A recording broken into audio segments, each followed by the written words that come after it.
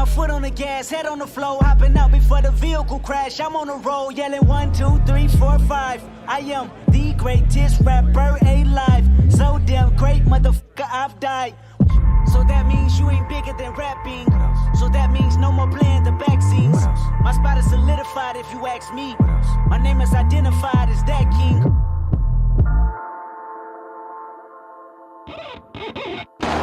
Wicked and weakness, you gotta see this.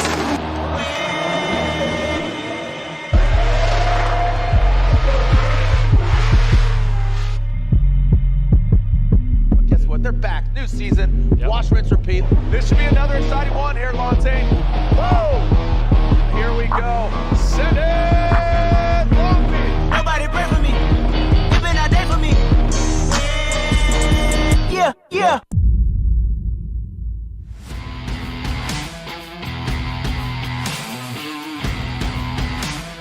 Oh man, look at this. It's a sold out crowd. Welcome to the streets of Long Beach. Make some noise, Formula Drift Nation. We are ready to get at it like a track addict, and we are beginning with our national anthem opening ceremonies. But first, we have the driver introduction.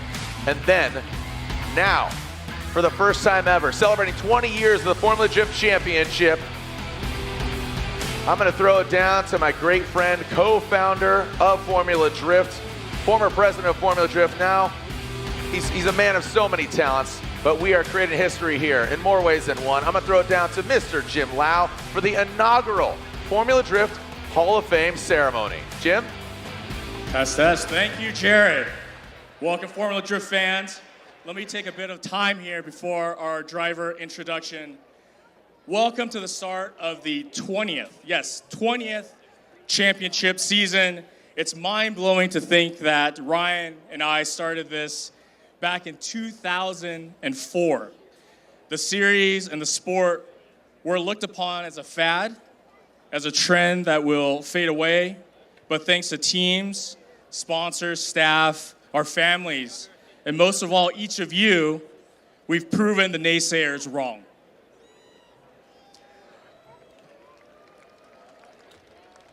I'm standing here on hallowed ground, a portion of the Long Beach Grand Prix course where icons of motorsports such as Niki Lauda, Mario Andretti, Alex Zanardi, and many more conquered these city streets.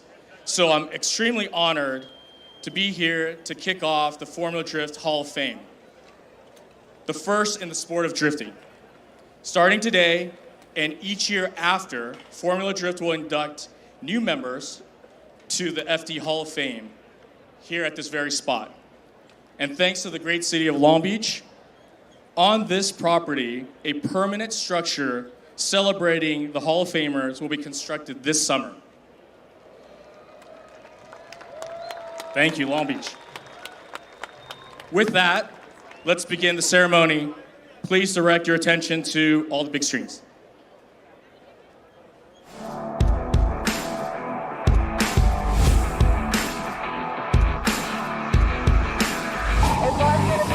I'm gonna laugh very hard. I think the training is not that.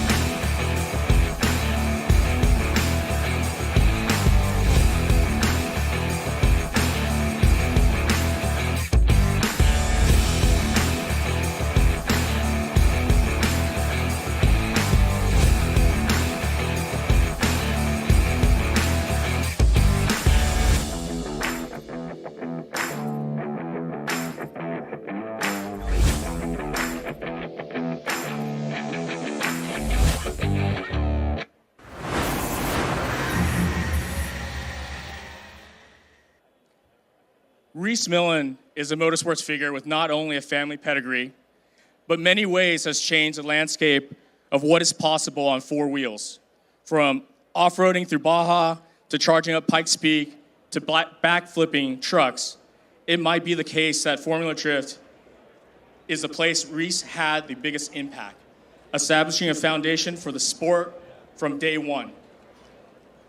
He was first to bring in a factory program, first to bring in an energy drink partner, first to legitimize the sport to those other than in other racing disciplines. In FD, he holds an impressive catalog of achievements. 7 event victories, 15 podiums, winner of the FD organized Drifting World Championship in a custom-built course in the Port of Long Beach, and winning FD's 2005 championship. Ladies and gentlemen, give a warm welcome back to our first Formula Drift Hall of Fame inductee, Rhys Millen.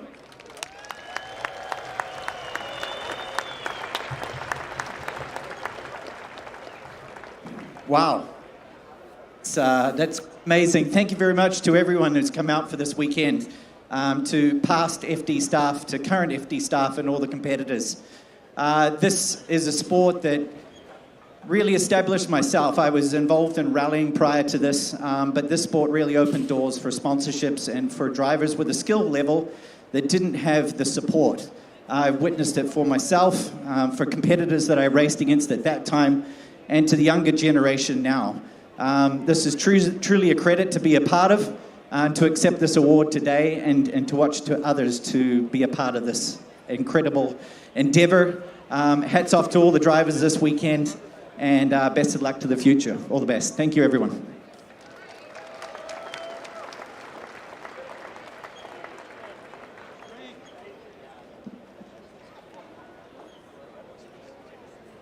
Thank you, Rhys.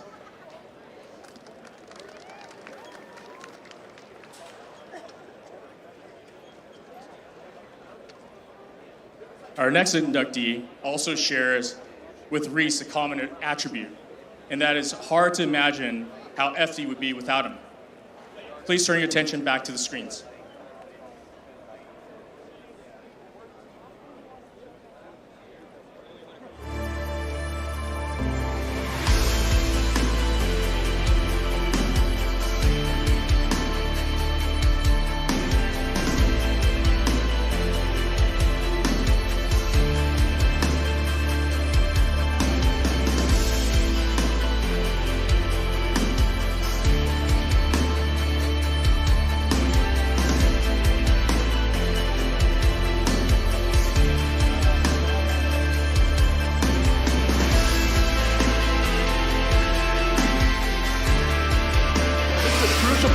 The big bank, the infamous bank of Irwindale.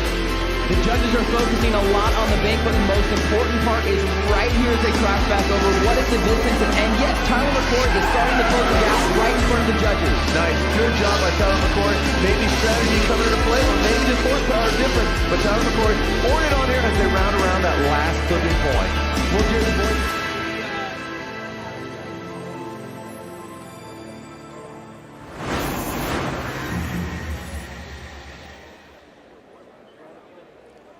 Samuel Hubinette first broke into the drifting scene by showing up to a driver search in a rented stock 350Z. Yes, rented from an actual rental car company. His abilities and skills to perform in that car like that made it completely clear what a special athlete he was.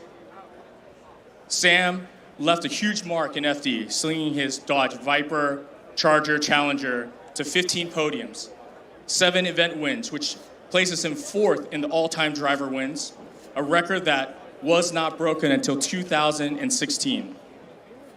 First multi-year champion, 2004 and 2006, which makes him the first Formula Drift champion. Everyone, please give a warm welcome to Samuel, the crazy sweet Hubinette.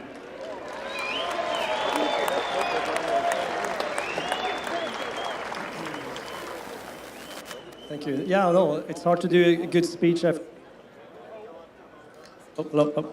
It's hard to do an amazing speech after Rhys been talking. It's such a good way to communicate. But I want to say thank you to Formula Drift. Coming from Sweden, trying to pursue my dream here as a professional driver. My goal was to be paid to drive cars, preferably in stunt and motorsports. Drifting, Formula Drift opened up those doors for me. And I'm so thankful and grateful and blessed that this sport happened a few years after I moved over here from Sweden. And I want to say thank you to my wife that was with me since 2004. My first championship was on the sidelines. And so great to see my little kids here with me, my wonderful family. They wasn't part of this back then, but now they get to see a little bit taste of it. Thank you to all the sponsors back then. My first sponsor was Sparko with Warren Caswell and Steve Bender. Back then, giving me my first racing suit. It was insanely cool to be actually giving something after you've been paying for it many years. But so many to thank. But thank you for my drift, all you fans that may still remember me here. Thanks for the support, and I look forward to see these guys tear up today because it's very impressive what these guys can do nowadays. Good luck, everybody. Thank you.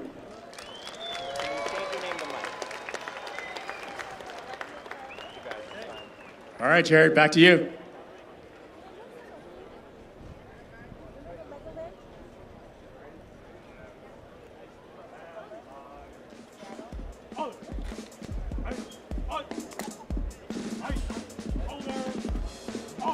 Thank you so much to Samuel Hubinette and Rhys Millen and Jim Lau. Make some noise, Formula Drift!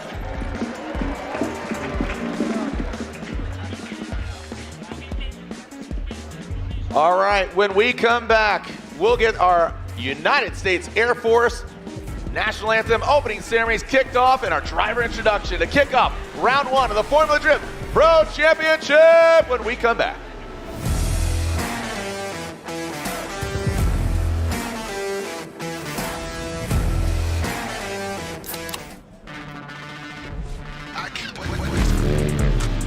Rockstar energy gets me energized so I can go out and send it. Hustle on.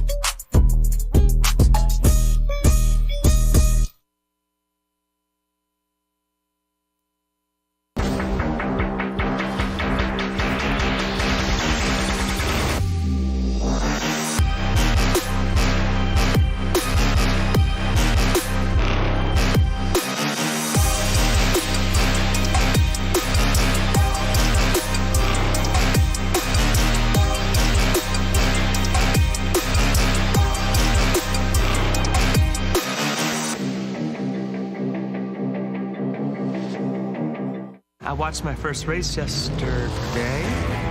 You're on the team, kid. It's orientation day. Hey, new guy. Let's get you up to speed.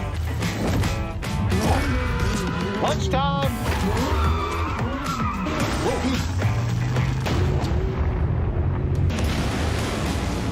Your workspace is ready. Looks like you got a corner office. Be part of something greater. Toyota. Let's go places.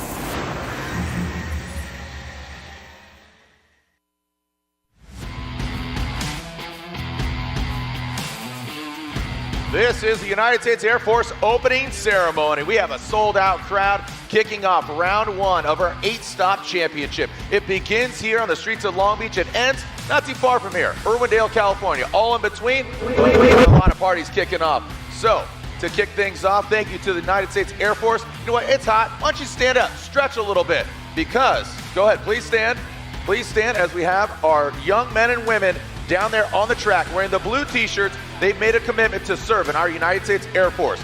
So to honor the commitment, remain standing while Second Lieutenant Jeremy Yavit, Gold Bar recruiter from the 369th Recruiting Squadron from Encino, administers the Oath of Enlistment. Hello, Long Beach, how you feeling? Once again, hello, Long Beach, how you feeling? Awesome, I'm Second Lieutenant Jerome Aboot from the 369th Recruiting Squadron once again. Today, I'm the commissioned officer administering the Oath of Enlistment. And for those of you that don't know, the Oath of Enlistment is something that every service member undergo. We want to thank you for your continued support, and thank you for being here for these 6 individuals. So without further ado, let's begin.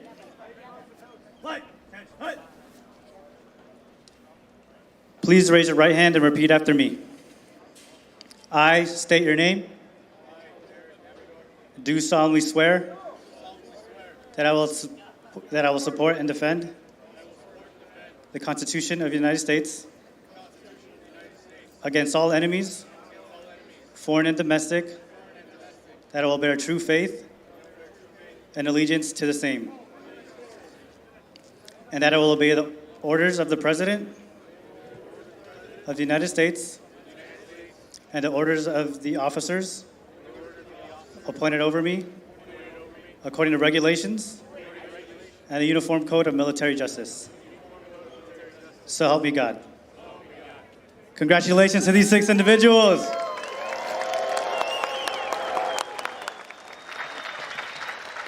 Thank you so much. Again, congratulations. Now, please remain standing. And if you could, kindly remove your hats, because presenting the colors is the LA Space Force Base Honor Guard, and singing the national anthem are students from the Valley Christian Madrigals, Chloe Witra, Kayla Villafana, and Kirsten Tagano.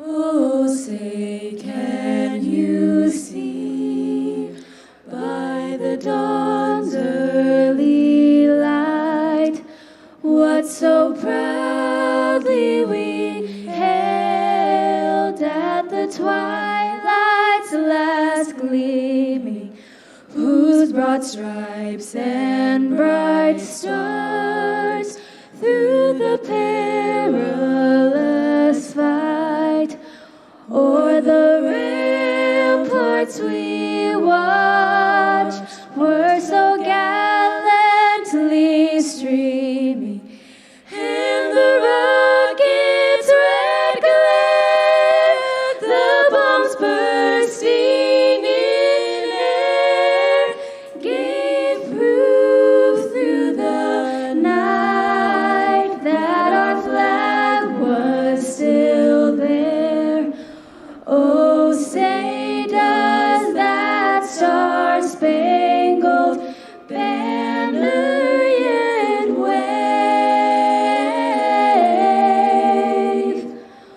o'er the land of the free and the home of the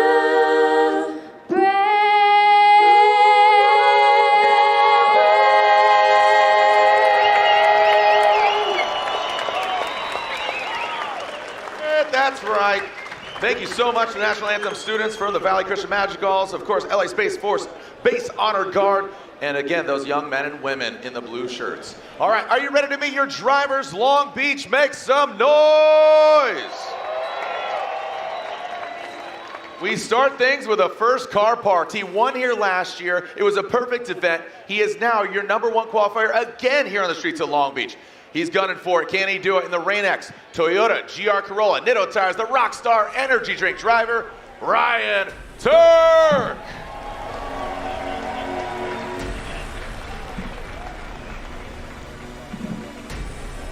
Moving down the line, some more Toyota for your diet. You can see him right here, the LTH Mobile One. He comes to us from Dominican Republic in that Toyota GR86. It is Jonathan Castro.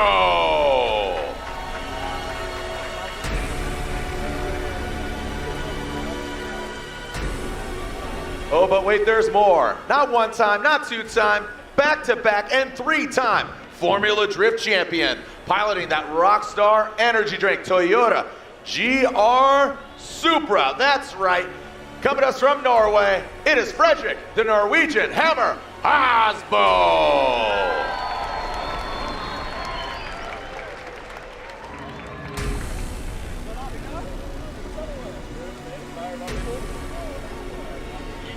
All right, oh man, well guess what? Not one, but all 4 of the Toyota pilots. The OG, he's been around since 2004 as we celebrate 20 years. We've seen this young man become a man. Make some noise for the Moddies, 3s Racing, Toyota GR86, the OG, Ken Gushi.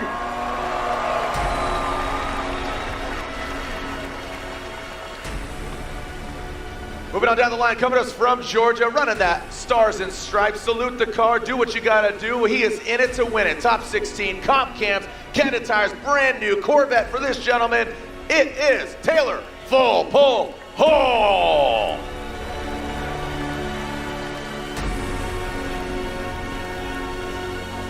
An all-new chassis, but it's still rocking the pony. That's right. He is back at it like a track addict. He's rocking the Pennzoil Type S BC Racing all-new 2024 Ford Mustang. It is Chelsea.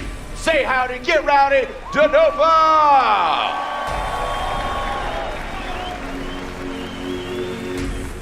His RTR teammate right behind him, and he is back. He is 3-time in a row. Coming to us from Ireland, in the Auto Zone, BC Racing Ford Mustang RTR Spec 5 FD. Make some noise for the tall drink of water that is James the Machine Deane. He's back.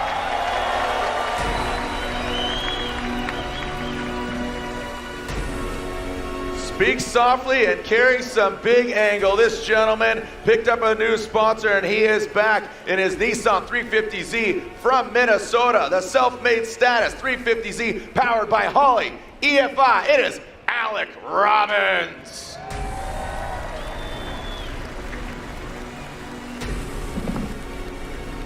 Another Irish driver in the mix. He's been banging away with a Dodge Viper, trying to make the Viper proud, and he's going to throw down. Hopefully he doesn't live up to his name. Again, that HyperNFT.io Dodge Viper. Deane Carnage Kearney.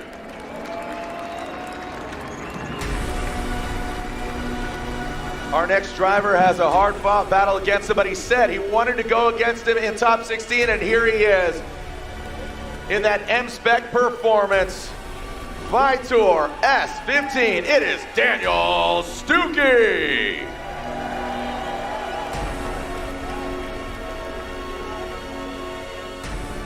It came down to the final battle last year. He finished 2nd overall. He wants a championship, new livery, new tires, but this same beast from the Bay. He's in that Borla Heatwave Lean Custom. He's got 4 stars on the corner, Momo on the suit. He's on GT radials. Here he is, Matt, the Beast from the Bay, Field!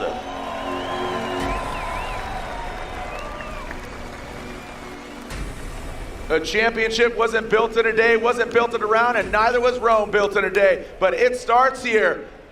He is in your top 16, the Vitor Garagistic BMW E36. Give moderns hell. It is Rome Charpentier!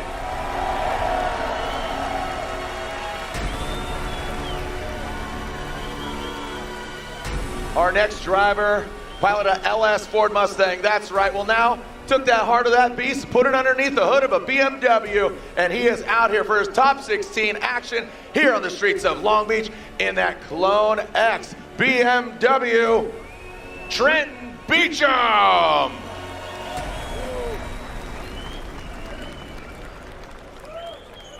Got a new carbon Kevlar kid, the pride of Paducah. He broke his foot, now he's trying to break off his competitors. He's in that Vitor Carbon Kevlar NRG BMW, the pride of Paducah, Jonathan Hurst.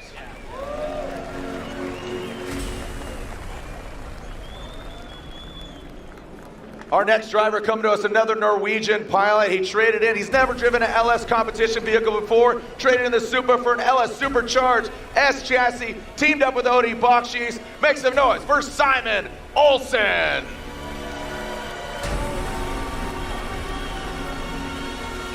last but definitely not least, the Yellow Speed Racing S15 Styles for Miles. This guy's got all the style. He's ready to get nuts.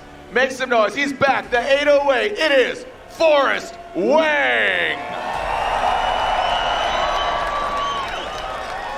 There are your top 16 drivers. We're getting ready to send it. Make some noise, Long Beach. Congratulations to Sam Hubinette and Rhys Millen, our first inductees into the Formula Drift Hall of Fame. We'll get our cars racked and ready to attack here at the streets of Long Beach. All right, make your way to the grid. Thank you to the VIPs. We have obviously some special guests. I saw Leticia Buffoni in the building, pro skateboarder for Red Bull and other things. We got LA Chargers players, Eric Kendricks and Kenneth Murray. They're in the building. Thank you so much. Got Xavier Wolf out here, all these celebrities. But of course, thank you to the United States Air Force, as they are a definite support of Formula Drift, and of course, what I think is the best country in the world. So as we got to Mr. Abbott, don't know your rank exactly, sorry. Mr. Abbott, come on, grab a seat over here and have some words with you, talking about recruiting and joining the Air Force and joining the conversation. Come on over here. Let's get you sliding over here and get you on camera, sir. And your name, sir? Technical Sergeant Brent Abbott. How you doing? Technical Sergeant Abbott. All right, thank you so much. Hey, thanks for joining us. Thank you again for your support of the series. And thank you, of course, like I said, the best country in the world in my eyes. My grandpa served in the Air Force, fought in World War II, so thank you. All right, Air Force, you know, you're sponsored Formula Drift. Are you a car guy, first and foremost? I'm not as much of a car guy. Come on, all right, you gotta go. You gotta go. I'm getting into it, all right? All right, you're an Air Force guy. How does one get involved in the Air Force, and what kind of roles and opportunities exist in the Air Force? So in the Air Force, we have a ton of roles and responsibilities that many people could qualify for. We have 8 jobs in aviation. We have jobs where people are able to be mechanics. We have jobs in medical. We have jobs being pilots or being part of the flight crew. We have a wide variety of jobs. Yeah, people think Air Force here, oh, you're going to fly a plane, you're going to do this. No, it's not always just that. Yeah, I mean, you can get kinesiology. Like, I know my boy in the Air Force, you know. But all joking aside, there's so many different roles. So what's one of the most unique places that Air Force has taken you? Oh, man, that's a tough question for me. Especially at my last duty station, I was stationed in Kearney Air Force Base, Japan. Okay. I traveled all over the Pacific. I was able to go to Thailand and Australia, Guam, Pago Pago. But out of all those places, I think I would have to say, Australia. Okay. Darwin, it was great. It was a little bit during the pandemic, but we were able to travel, see the area, and it was great. That's beautiful. Well, thank you so much for all you do. How can one sign up and get involved with the United States Air Force? So my office, I'm actually out here in Long Beach. I'm new to the area. My office is at 590 Pine Ave. It's on the corner of 6th and Pine.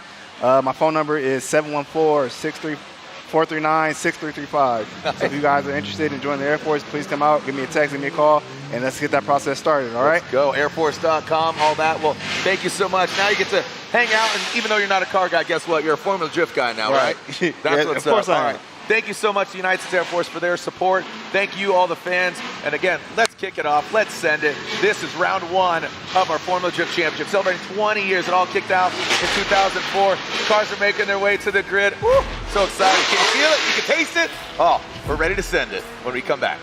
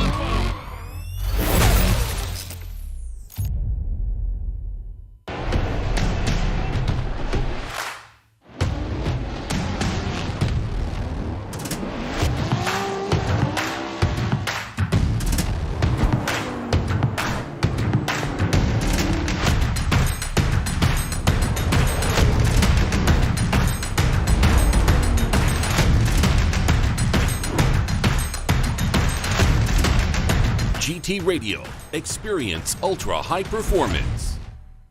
For 30 Formula Drift teams, our professional Tire Stacks crew will mount over 1,000 tires during a weekend to keep our drivers on track, competing at the highest level. TireStacks.com, the official tire service of Formula Drift.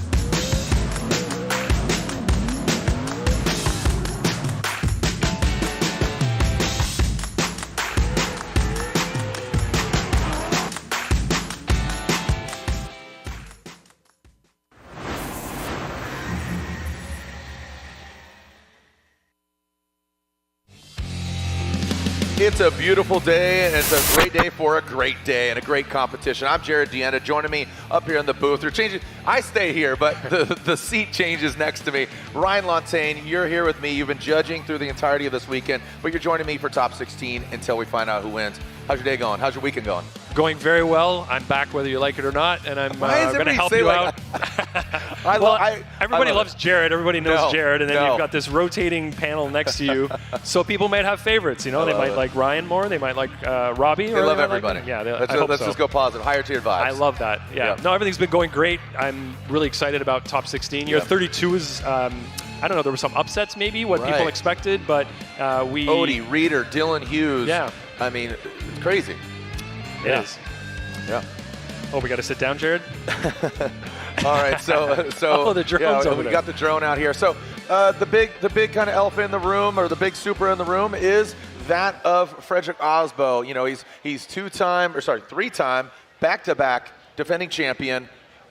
That's kind of what we're looking at here. But I would say he hasn't been exactly, as Ryan Sage would say, Aasbo-esque. I don't think he's been absolutely rock solid. What are your thoughts? Well, that's the same thing we've seen from a few drivers this weekend. Right. And now that we're in top 16, everybody's going to have to step up their game. If they made errors in 32 that they managed to squeak by with, might not happen now in top 16. The competition is going to get more fierce, and it's going to get a lot more difficult to get the win. And you know, it came down to Irwindale last year, a wacky, wet, wild Irwindale. Just, you know, Matt Field had to do this, and he just spun, hit the wall. So it comes down to points. In qualifying, you know, Aasbo, he fared fairly well. Where did Aasbo end up? He qualified 7th. His teammate Ryan Turk, you know, Aasbo and Turk are operated by Papadakis Racing. You know, it's pretty crazy. Yeah. Now, let's talk about James Deane. He's back, 2017, 18, 19, 3-time back-to-back champion from Ireland, but he's not behind the trusty steed of his S chassis, but he's behind the wheel of a Mustang.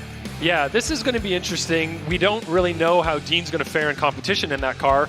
We did see him do a qualifying run, but he was given a bye run in top 32. So we have yet to see him in tandem competition, and we know that he was really comfortable. We know that he was very confident in the S chassis, so we'll see how he does in the Mustang. Now we got Ryan Turk with this number 1 qualifying run. Near perfect. Right. We watched James Deane in his qualifying run, and we thought, wow, that was incredible. And then Ryan Turk came out and laid this down, got a 98 point something, and we went, somebody else is very hungry for this win here this weekend. But again, one run doesn't mean you're going to make it all the way to the final battle. You have to go through tandem competition up against another car. The chase position is so...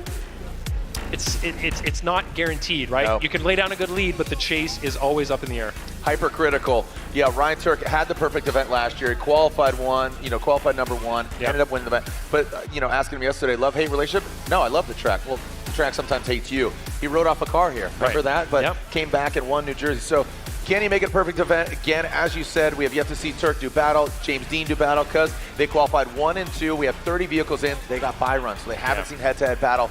Ideal conditions, beautiful sky, a little bit of wind. It's hot. It's sunny. It's it's kind of moderate, right? Yeah. And the shade is kind of cool. So I'm wondering how that's going to play a role in the track. It's pretty consistent. But we started with a round of 32 earlier. Here we now are in whittling it down to 16. We go from 16 to 8 to 4. Third place is dictated by the higher qualifying driver, and then the final battle. And you have to wonder here, now we've got Turk going up against Castro. For those of you that like to watch Formula One, team orders, what's going to happen here? No, it's too early, bro. Are they going to say, way. Give him the... But it's interesting, no the teammates that go up against each other. I love seeing that. Yeah. I know it really throws a wrench in everybody's plans. In 32, we had Chelsea and LZ. That's right. It's just the randomness of how things line up, and here we are in 16. So keys to victory, now that we're in top 16, you're going to that quick and accurate initiation from the lead driver. That is vital at this track because it's going to make sure you get, or maybe don't get, out to outside zone 1.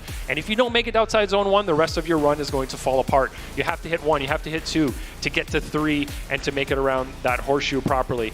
You want to be on the line, you want to have good angle, but you want to maintain pace from start to finish. The chase driver has to be close from start to finish, but they need a good lead to be able to do that. So a lot of things in play here. And don't count out the very unassuming final inside clip, because you got to put an exclamation point on it, especially as you say, the chase driver. I think the chase runs are going to be the real dictator of who stands out and has the X factor. We talk about the X factor in qualifying, but it's really important, obviously, here in head-to-head. You're one of the judges alongside Chris Yule and Robbie Nishida. Bushido Blade is back here on American soil. Obviously missed him during COVID and the format.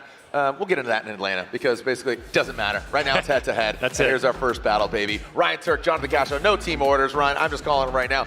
Steph, are there team orders? No, see, he just said no. So yeah. All right. They gave us a dirty look. Ryan Turk, Jonathan Castro, we are ready to get at it. So Ryan Turk, the Rain-X Toyota GR Corolla on Nitto tires. He's a rock star pilot. And you taking a look here at Jonathan Castro. He's got a new sponsor, a battery company sponsoring him, and that's the logo you see on the door there. Mobil One still supporting him, this Toyota GR86.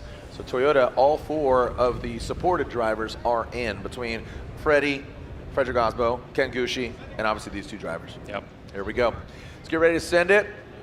And we got Matt Sopa on Europa, who's our starter. He actually is going to be joining us in Pro Spec. He's going to be talking about the revolving seat over here. He's going to be, oh, we got a cone. I swear is it narrower? I can't tell you, Jared. It's a secret. I don't know. I'm not the one that set it up. But somebody sent me a DM. They're like, you're right, it is narrow. It's going to be a little bit narrower. We had a lot of people hitting it in qualifying, and we have quite a few today as well. Yeah. And we had somebody actually hit the wall going through there earlier. Yeah. That's a scary proposition. You go through there, the wheel's going to have a little bit of angle in it, and if you kiss that wall just the wrong way, could be problematic for sure. But we'll get these guys. These are the smallest cars on the grid, the shortest anyway, maybe not the narrowest, but yeah. They're pretty short. They should be able to squeeze through there. There's a game called RC Pro-Am, a Nintendo entertainment system, and the cars are, that's what Turk's car looks like. It's like square. It's like this wide, that front to back, yeah. All right, here we go. So Ryan Turk, restart him, rack him and track him. Ryan Turk, got a clean start. Here we go, Toyota GR Corolla, Rain-X Rockstar initiates into that first outside zone. Let's see how he handles it. Into the outside zone, he does get out there. Jonathan Castro comes up a little bit short here. You can see the proximity here. Ryan Turk, oh, look at that. He misses that back bumper on outside zone 3. Great overhead shot here. Look at that angle from Ryan Turk. Castro did have the proximity, but he needs to mimic the angle. Great shot on that overhead on there. Great way to start the top 16. Can you feel it? Stomp your feet, Long Beach. If there were team orders, it must have been stick it to his door. Right. That was a great chase run from Castro. On initiation, they both look pretty close. You can see Turk out to outside zone 1. Nice job there. Castro's doing a good job. He was just off slightly on outside zone 2, but right there you can see they touched nose to nose. Sort of knocked the bumpers off of both cars. Half the bumpers are no longer attached, it looks like. But that was just a slight kiss there from Castro. Let's watch it again from the FPV drone. This should give us a good view of where Castro touched the front of Turk's car right there. So you can see maybe a headlight flew off as well. But I don't think that affected either driver in terms of the attitude of the cars. It was just a light touch, so that won't be a problem. They'll get those bumpers either taken off the cars at the start line or potentially zip tied back on there. We'll see what they choose to do. But look at Turk here, right out to outside zone 1, transitions to zone 2, beautiful job there. Gets all the way out to 3, touches the wall, so he's really laying down a lead run, very similar to that of which got him that 98-point run in qualifying. And you knew that Castro had the confidence in the chase. He knows Turk's going to put down a great run. He can get real close and put on the pressure. You know, in one of those K&N keys to success. Right there. Oh, yeah. They actually touched tire to tire, too, I think. It looked like Castro's car lifted up a little bit there when they touched, but hopefully there's no damage. Yeah, so there's that contact there on outside zone 3 going into that quick little touch and go. That looks like they're assessing the vehicles here. That shoot right there. And we're going to be back here next weekend, Friday night, Saturday night, for our Super Drift event. You can see our next vehicles set up. So these are the points at stake. 100 points for first, 88 for second, obviously 76 you can see right there. So, and then 5 through 8, 9 through 16, 17 through 32nd. So those are the points at stake, and there is qualifying points. I believe it stayed the same, right? 5 for first, 4, 3, 2, 1. That's a good question, Jared. Okay. We'll elaborate on that. Yeah. Here's our schedule. Hopefully you can join us at one or all. I'm going everyone. Are you going? Yes, sir. Okay, cool. Just want to make Looking forward to it. Atlanta, May 11th through 13th. Orlando at Orlando Speed World. E-Town, the first ever America Drift Coliseum. St. Louis, Missouri, Worldwide Technology Raceway Park, Seattle, Washington. I love it up there in Monroe. And then, of course, we continue on and end it in Irwindale, Utah. I'm expecting a big turnout in Utah. Yeah. I think that track, you know, we talked about it a lot building up to that event last year. You kept asking me. I was excited about that event. Yeah. I still like Atlanta. It's still incredible. Yeah, Atlanta's to me. #1. But Utah, there's a certain something special about that track, the view, the flow, the speed. Yeah. I do like that track as well. But I'm looking forward to what we can change in St. Louis with some little extra paving and some additions just to make it flow more and have a nice... That's happening? That's what I was told. Okay. I'm very excited about that. Ryan didn't look at me and throw daggers at me, so I think maybe it's true. Here we go. You're willing. Here we go. Jonathan Castro will lead. Ryan Turk giving chase. Castro, good initiation there. Was that at the 3, 2, 1? Here we go. Out to the outside zone. Look at that. Tapping bumpers on the wall. Oh, no. Castro, big hit. I don't think Turk touched. Look at that. Inches between him and the wall. Castro did get into the tire wall, but I think it was minimal.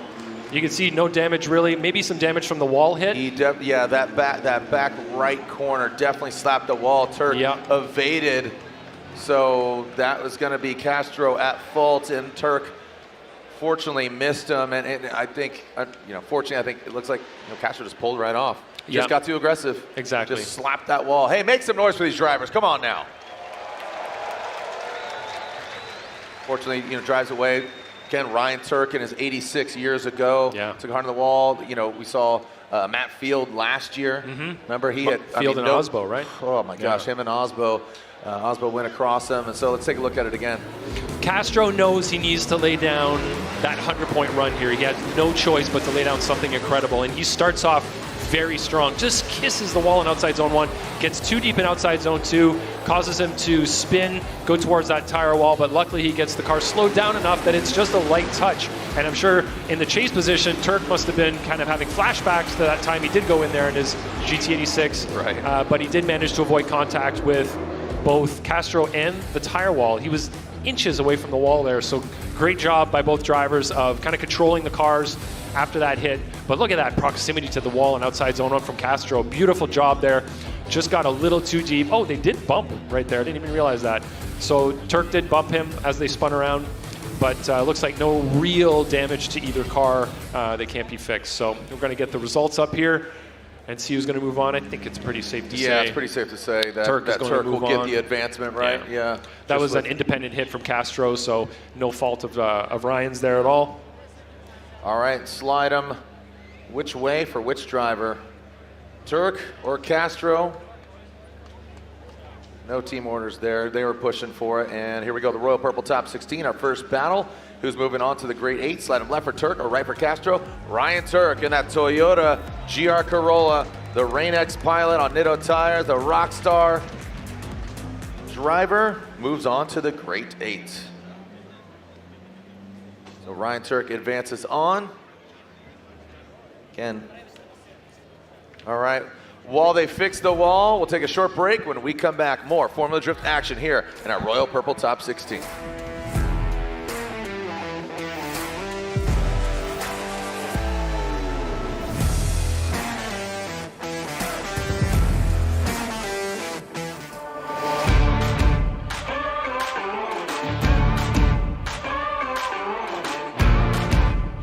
When you have a lot of money tied up in your transmission and differential in your car, kind of like I do in this one, this is a must-have. Royal Purple Max Gear High Performance Gear Oil.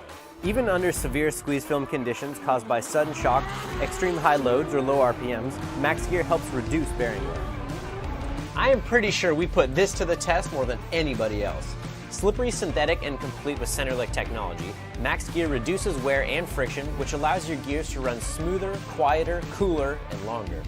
Drift tested and ready for your gears. Royal Purple Max Gear.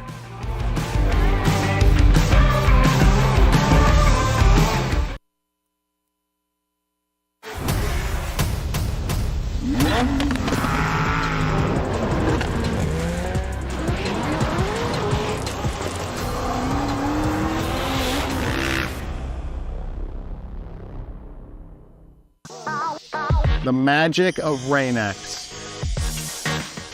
Okay, that's some serious Hollywood stuff right there. But with Rain-X Latitude water repellency blades, the magic is real. These blades apply a new longer lasting water repellency formula. The magic of Rain-X repels water from your windshield so water beads up and rolls away while you drive, giving you the clearest view possible. Treat your windshield for safer driving visibility with Rain-X Latitude water repellency wiper blades.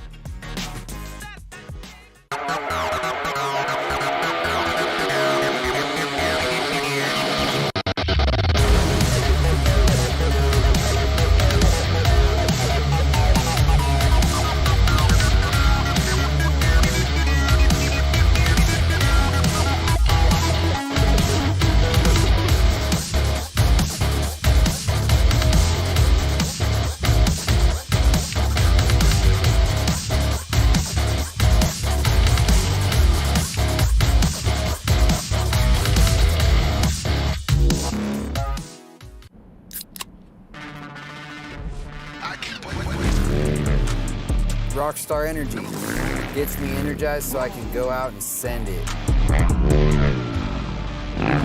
Hustle on.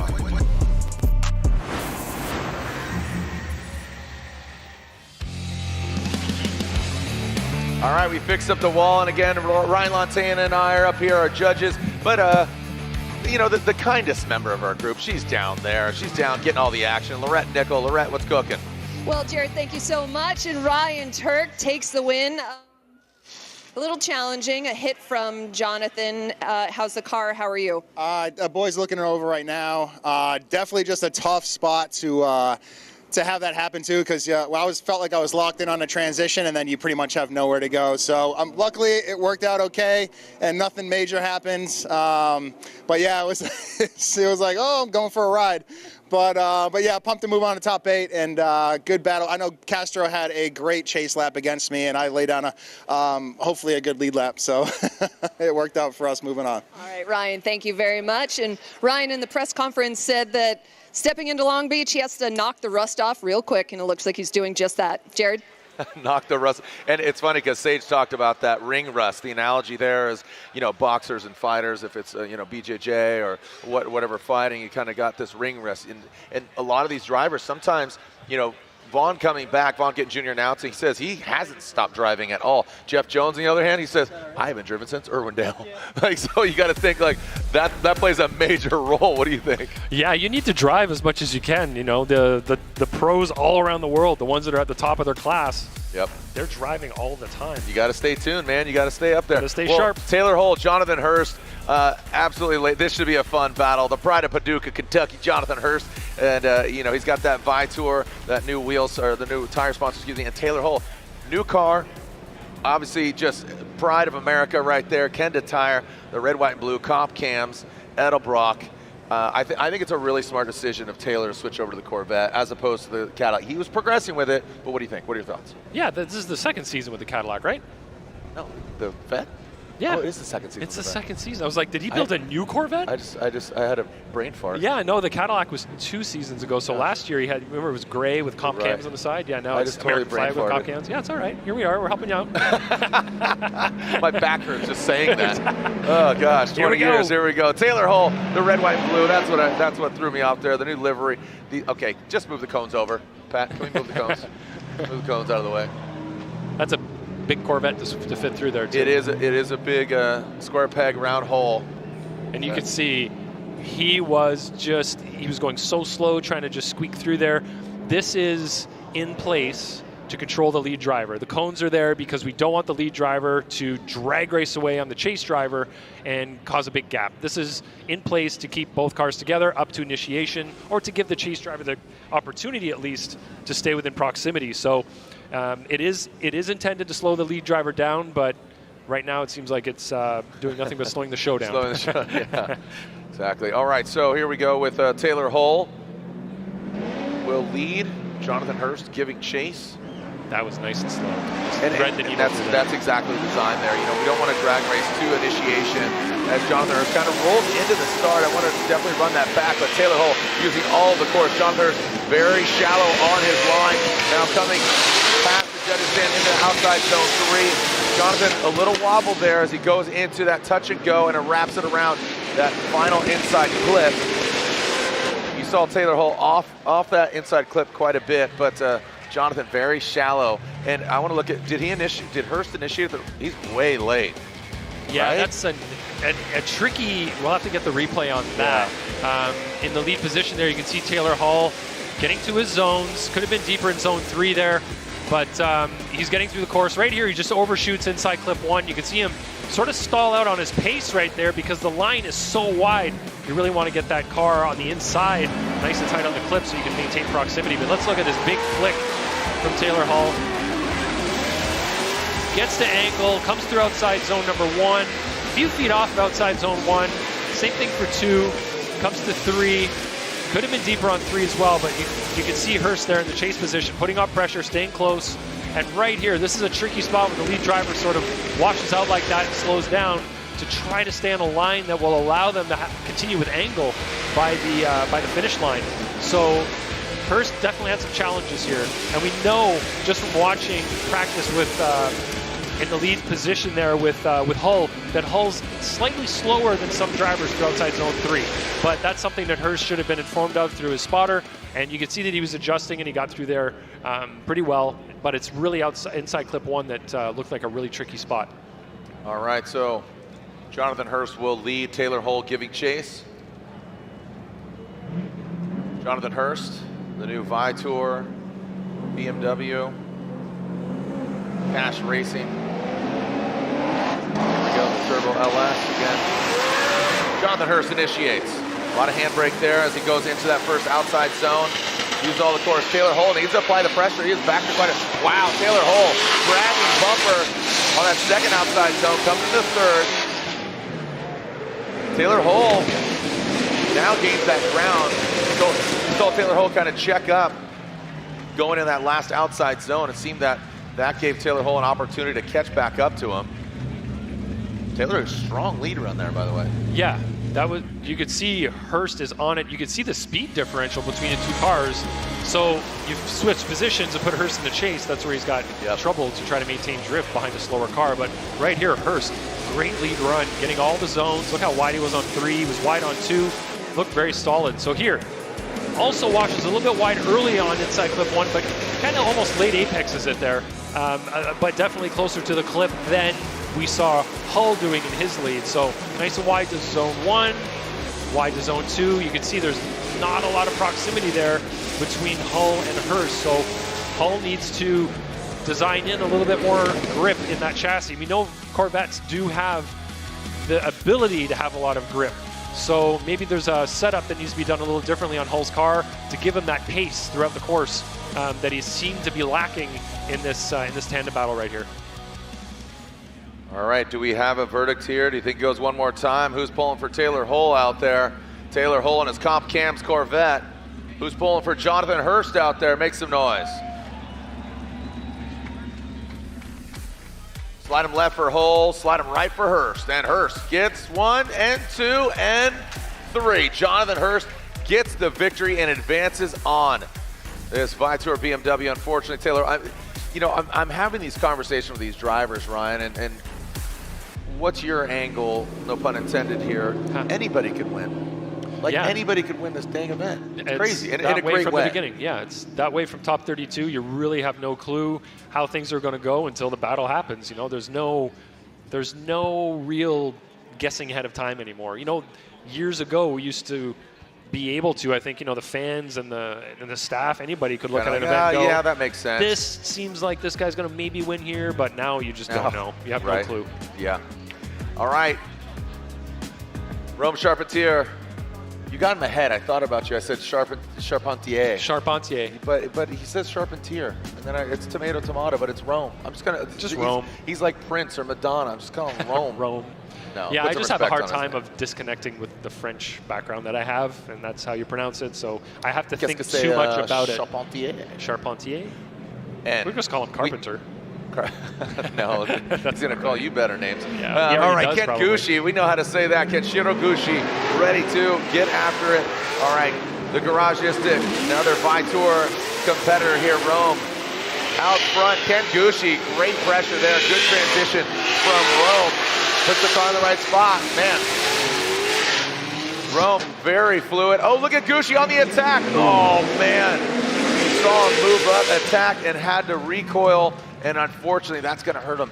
That's going to hurt him in a major way. Tried to attack late in the run, but it may have bitten him. I don't think that was the right move in that area at that time. He got in there and had to slow down so aggressively that it just stalled his car. And we'll see how that looks on the replay here. Outside zone 1, great job from Rome in the lead. You can see Gushi in the chase, not filling outside zone 2 as well as Rome did in the lead, but the big issue is going to be the inside clip. So watch here as Rome comes through outside zone 3. Nice angle through there, set only a few feet off the wall. And then as he transitions here, watch Gushi in the chase position.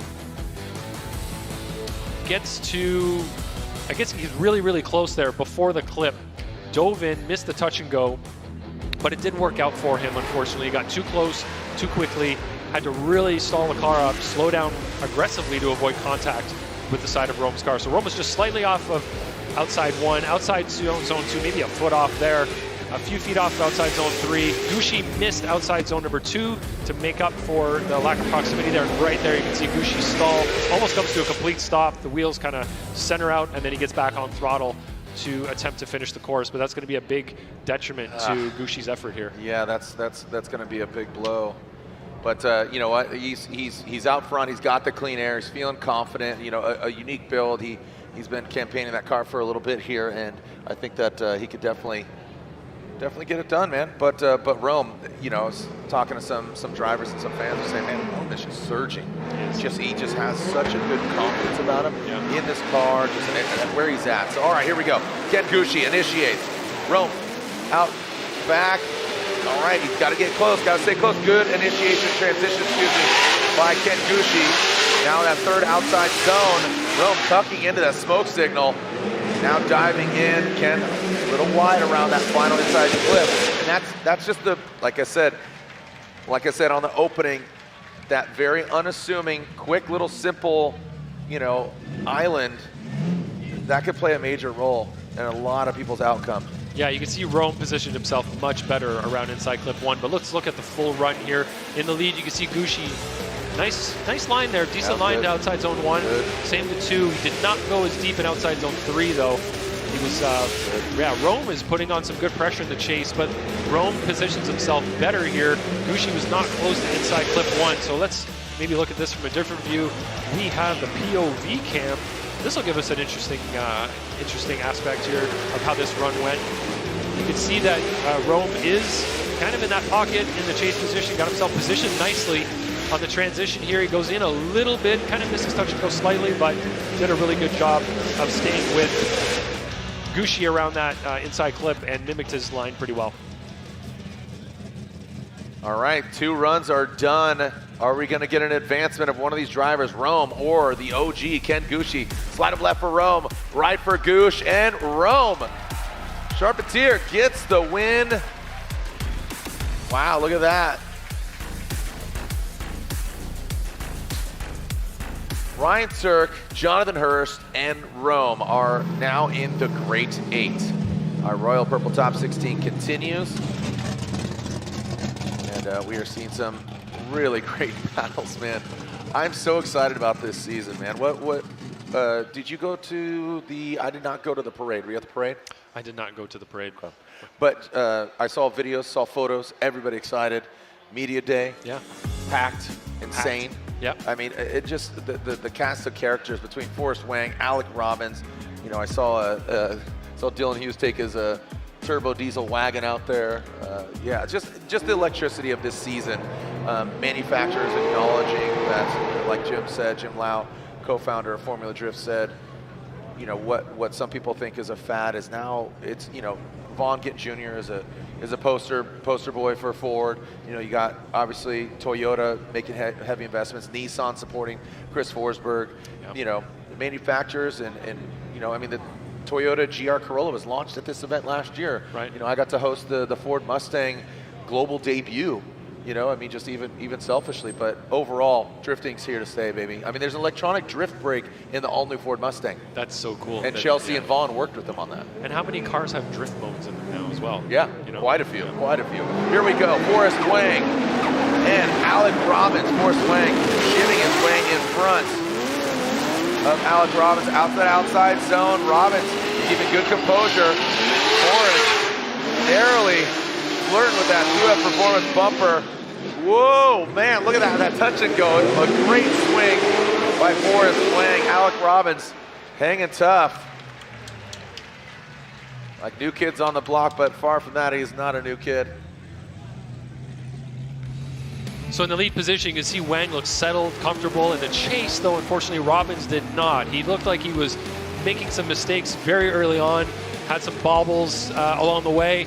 His line wasn't mimicking what Wang was putting down in the lead position very well. And right around inside clip 1 there, you can see that Wang was off of that clip, but I think that's probably the most glaring mistake he made in this lead run. Watch them as they come by outside zone 2 right there, and then they're drawing that nice arc to outside zone 3. Wang just kissed the wall there with that bumper. But you can see Robbins is off quite a bit. He's on the inside running a tighter line. You know, taking advantage of that opportunity to get a little bit more, or you know, maintain the proximity that he had next to Forrest Wang. Alec Robbins got non-stop tuning on the car, and because of the self-made status 350Z and some Holley Performance EFI helping him get it done. Some Kenda tires on the corner.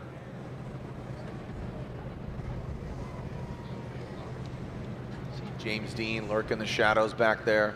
He's gonna go against Stuke. That should be a fun one. Stuke was so hyped. Like I saw him at halftime. He was like, dude, I'm so pumped.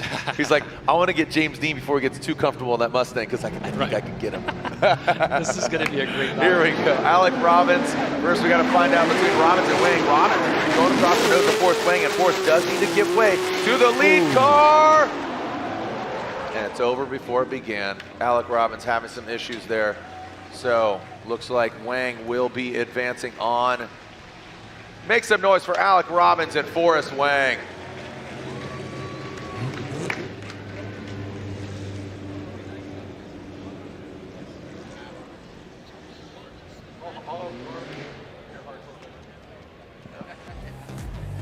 And here we go, make it official, slide him left for Forrest Wang. Getting nuts out there. Forrest Wang gets the win. Great to see him back here and competing. He's got a ravenous fan base. They're very loyal. Like Robbie said, even in Japan, he's just got this kind of style that a lot of people really admire. You're right. We're halfway through the top 16. When we come back, look at that. We are, oh my gosh. Ryan Turk versus Hurst, Rome versus Forrest, and next up, James Deane versus Stuke. When we come back here to the streets of Long Beach.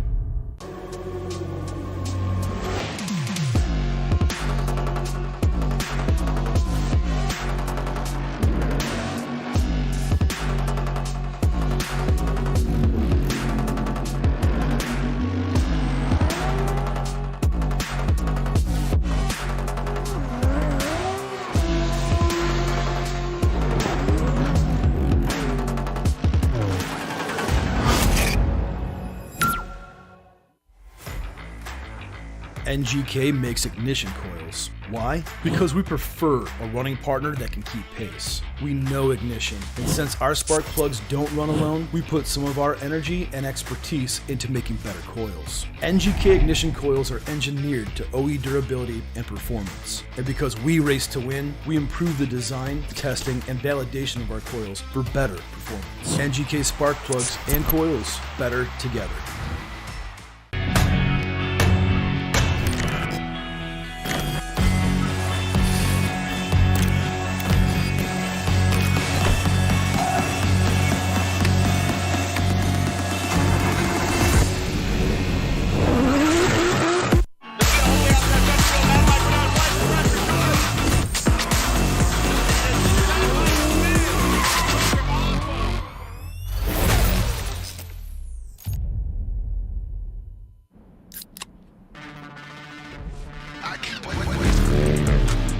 Rockstar energy gets me energized so I can go out and send it. Hustle on.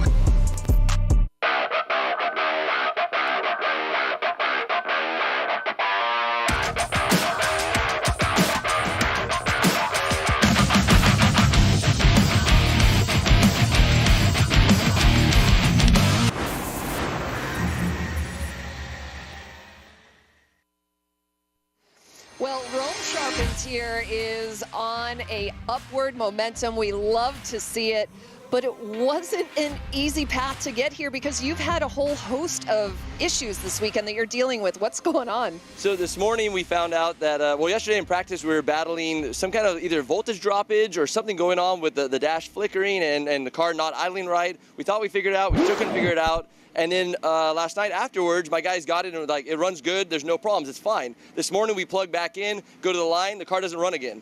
And we couldn't figure out what was going on, and what we found out is we actually believe that we lost an ECU due to the new battery box setup that was all running in the car for the telemetry for the data. So we think something got crossed up, we lost it, and we had to put a new ECU in it. That kind of fixed it, but it's still not idling right, so we're struggling with a car that wants to die if you let off throttle, so the plan is just not to let off.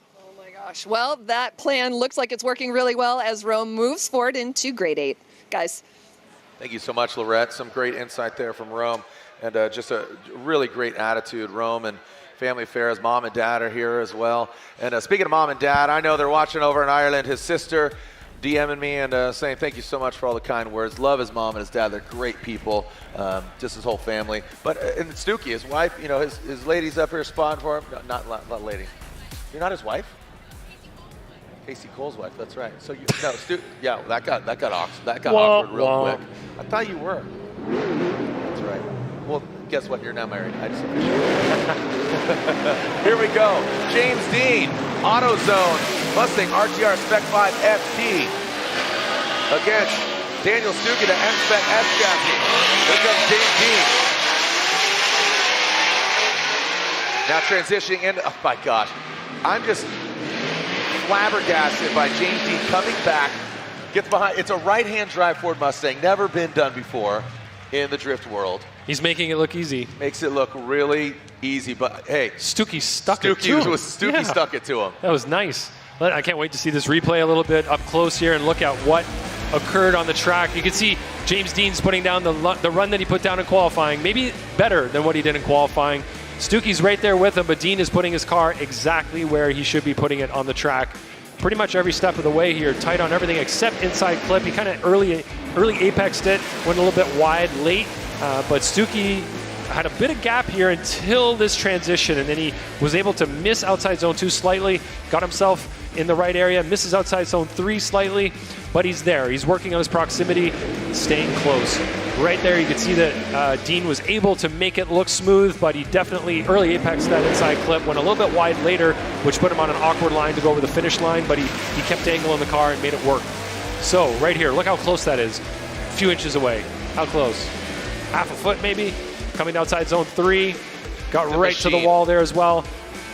The Machine, right? That's his nickname, the Machine Deane? That's his nickname, and he is living up to it. I mean, it's like AI, man. He just absolutely executed. That was incredible. But Stuke, I'm telling you right now, with that clean air, he is just, he's very, very confident, and he seems really calm. There's a lot of pressure on Stuke right now. He needs to run a pretty high-quality lead run, so he needs to get wide everywhere, maintain that momentum through the course, and get tight to that inside clip. All right, here we go. Daniel Stuke out front.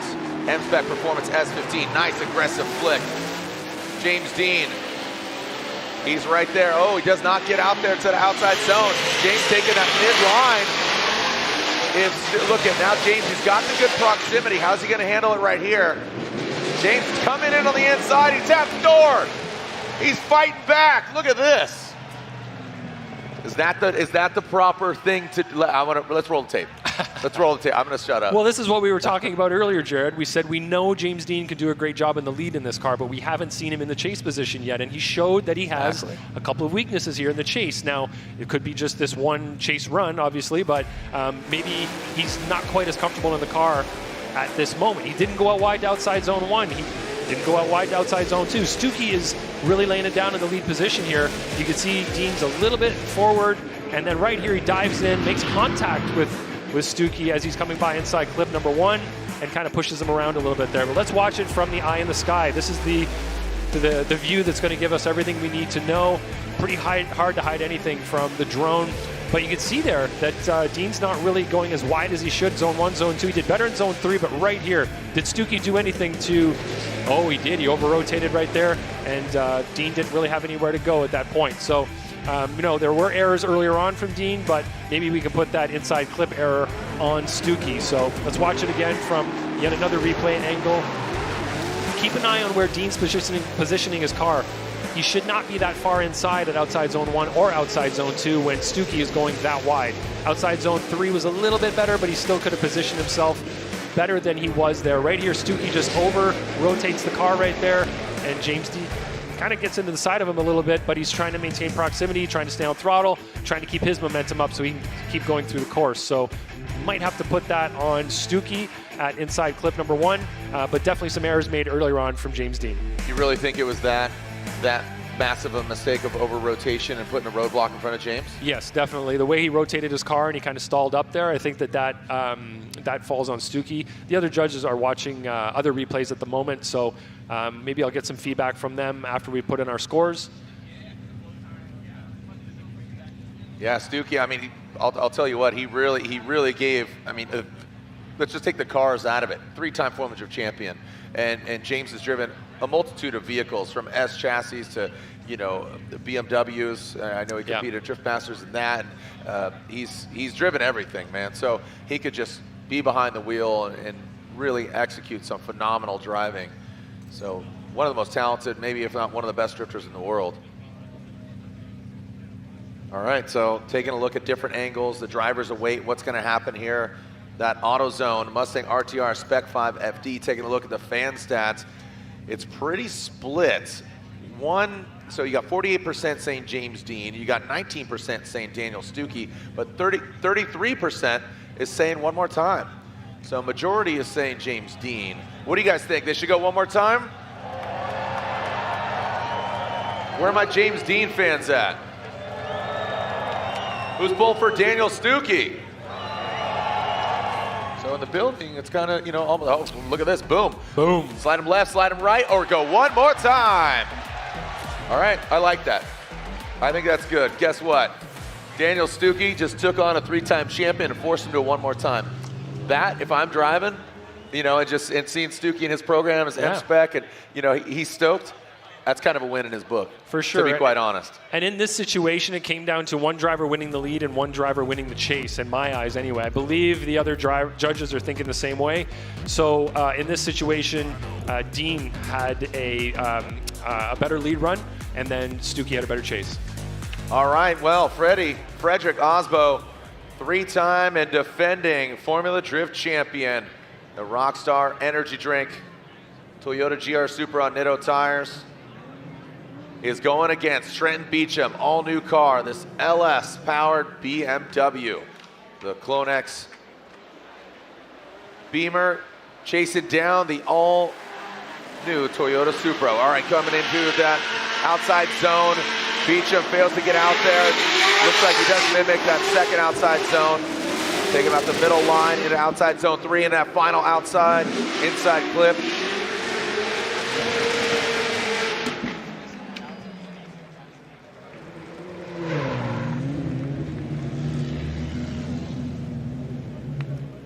Yeah, again, Freddie, like you said, he's been driving a lot. He's driving on ice, he's driving on snow. He's been spending a lot of time with his wife in Norway, and he's been getting seat time behind the wheel of this car.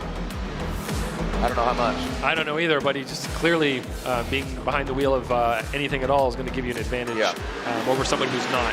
So watching the replay here, this replay didn't give us a good view of the initiation, but it looked like Trenton was late on his initiation, so we'll have to have a closer look at that. It looked like he was beyond the 3 cone that's on the wall. You can see on the fence the marker is there, and yeah, that was definitely late. He was past the opening in the wall before he initiated, so late initiation from Beechum. You can see he's not matching what Aasbo's doing in the lead. He's not going all the way wide to the zones. Aasbo could have been deeper in 3, but Beechum could have been wider to match what Aasbo was doing. But I think a lot of the chase comparison is going to weigh heavily on Beechum's late initiation, and he did not get out to outside zone 1 or 2 and was inside a little bit on 3 as well. But Beechum does have a couple of opportunities. Aasbo didn't go super wide in 3, so if Beechum can get wide in 1 and 2 and go wide in 3, might give him a slight advantage lead to lead comparison there. In the chase position, Aasbo needs to mimic what Beechum's doing in the lead. That's what I always say. Just don't just count somebody out. You think it might be all right. Trent Beechum new car, this time the other thing. No, man, he could ruin your day as Trent Beechum gets all the way out there, kisses the wall with that back bumper, gets that second outside zone. Still all this. Look at this. A couple of feet off of that third outside zone, and Freddie giving himself. I don't know, man. That's a lot of room there between Freddie and Trenton. But as you said, that failure to launch by Trenton on that first run, that could really hurt him. Yes, it could. It looked like in the first part of this run, Aasbo was really doing a good job of positioning his car. He was filling outside zone right behind Trenton. So let's watch from the static drone here. Really good job from Aasbo there. Really good job from Aasbo in the chase. But Trenton did a great job in both of those zones as well. Right there, you can see that Trenton did not fill zone 3. Aasbo followed him exactly where he was, though. He was right in the pocket, the perfect positioning. And then Aasbo gave him a little bit of room on transition, but then got close to him as they went through inside clip number 1. So great job from Aasbo. Look at the car positioning. That's exactly where you want to see the chase car. Perfect positioning from Aasbo until right here where he gives him some space on the transition. And then he gets back a little bit closer there near the finish line. So I think that was a great job from Aasbo. I think chase to chase, Aasbo definitely got the win there. Lead to lead, Aasbo did a good job on zone 1 and zone 2. Beechum did a great job in zone 1 and zone 2, and they both were off on 3, but I think Trenton was further off on 3 than Aasbo was. But I have to say, Trenton's looking much better in this E46 than he was in this Mustang. Yeah, the E40, the Mustang was, it was ridden hard. Yeah, the guys are saying that was his best run all weekend, and I Freddie agree. Aasbo gets the win. It is unanimous. Go right to it. Great run by Trenton Beechum. Looking forward to seeing, getting more seat time behind the wheel of that BMW. I think he's definitely one to watch here this season, getting dialed. But I'll tell you right now, Frederick needs to step up if he wants to win this event. That didn't seem like the Freddie we've seen in yesteryear. Yeah, that missing zone 3 like that, he squeaked by again in this one. Yep. We said it earlier, but the next driver he goes up against may not be so forgiving, let's say, in terms of the comparisons. Right. But Trenton Beechum, I think that's a whole new person right now in that BMW versus what he was in the Mustang. The Mustang had a lot of mechanical issues, I think, electric issues. Yeah. But this car is working. He seems very comfortable in it. And this was truly the pinnacle of what he's been doing this weekend here. That was a great lead run from him. Put together a great set of zones. So good job from him. Moving on, I believe I don't think we're going back to the James Deane Stuke battle. We're doing Chelsea Denofa and Simon Olsen. Chelsea Denofa in that Pennzoil BC Racing Mustang RTR Spec 5 FD. All new Ford Mustang being debuted last year, and now you're seeing it in its drift form. Simon Olsen, he's another driver, new car for him. Simon, we've seen years past behind the wheel of an all-new Toyota Supra, and first time competing in an LS-powered vehicle. Teamed up with Odi Bakshi's the fuel suspension crew, so let's see what Simon Olsen's got in store for us and for Chelsea Denofa. Denofa initiates out front. The Nitto tires, those turbo fans out back, going around. Gets both. Oh, look at that nasty snap right there, Ryan. That's that X factor we talked about in qualifying, but Simon Olsen looking very comfortable in the chase. Look how tight Simon Olsen is. Well done by Olsen. Wow. That looked like, you know, because we're so used to seeing the S chassis, that looked like an Odie move. Yeah. You know, I mean, it's obviously not just the car, it's the driver. That was really done. Really well done.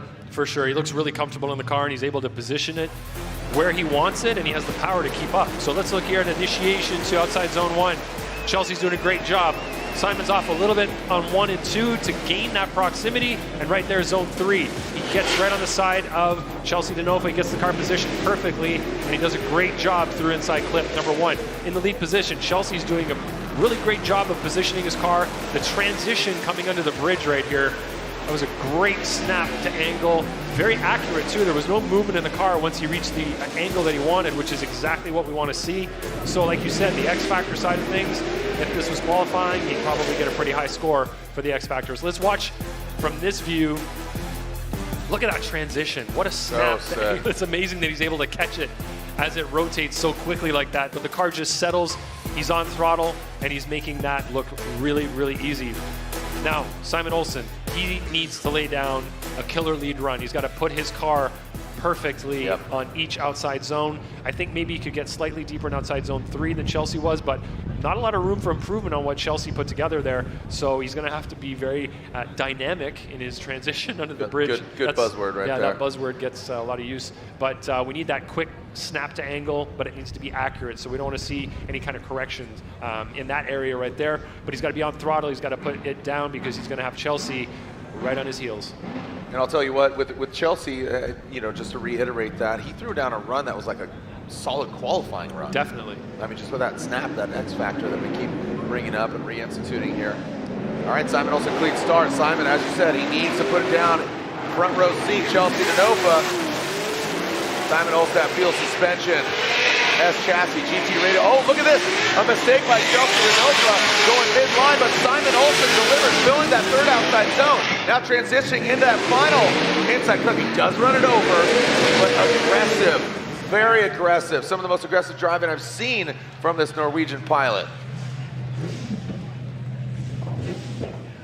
All right, so there are 2 runs. Do we have a victor? Definitely analyze this. On that transition, Chelsea checked up, going from 1 to 2 under the bridge.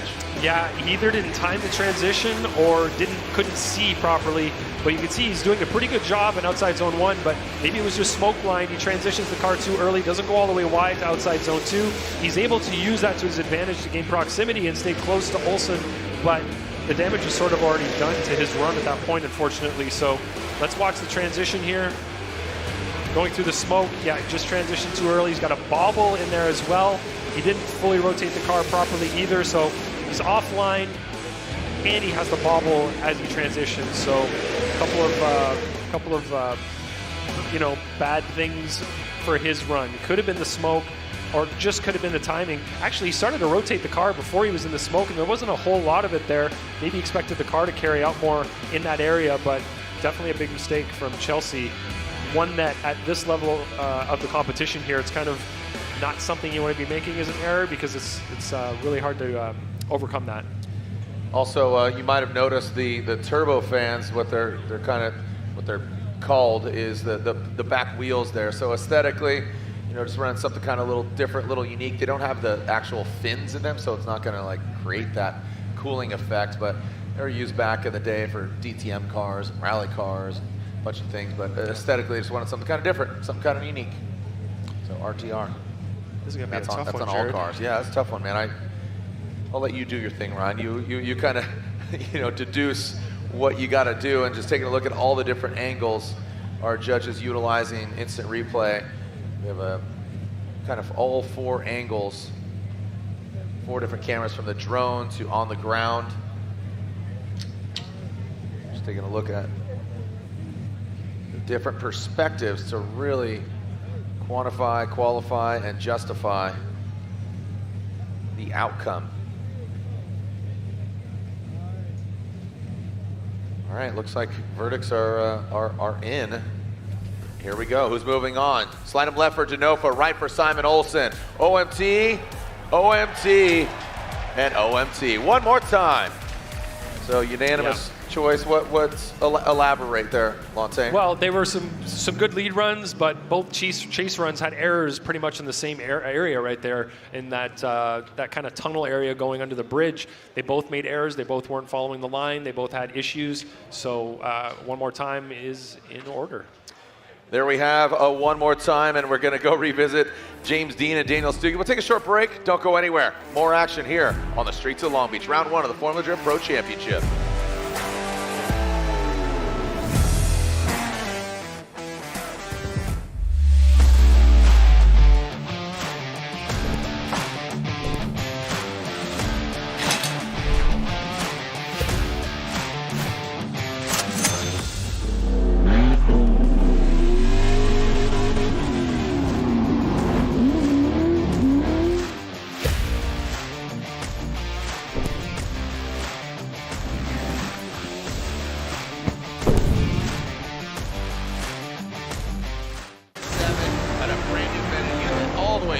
Just throws a early transition.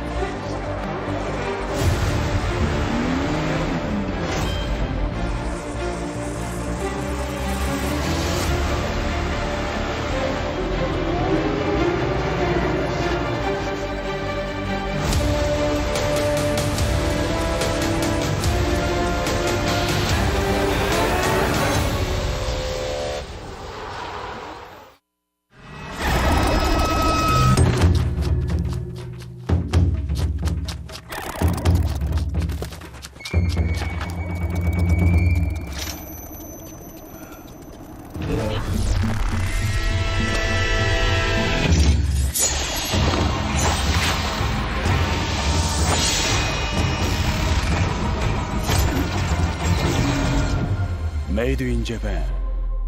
Breed. Passionate about a life in racing? Circle track, drag racing, drifting, or Monster Jam. Find it all at the University of Northwestern Ohio. If you want to get everything you need to know about Monster Jam, about motorsports, you got to go to UNOH. It's been the best opportunity I've ever taken. I've gotten so many opportunities, so many different connections. Build every basic skill that you need to be able to work in racing and get your foot in the door. See where your future can take you with a high-performance motorsports degree from the University of Northwestern Ohio.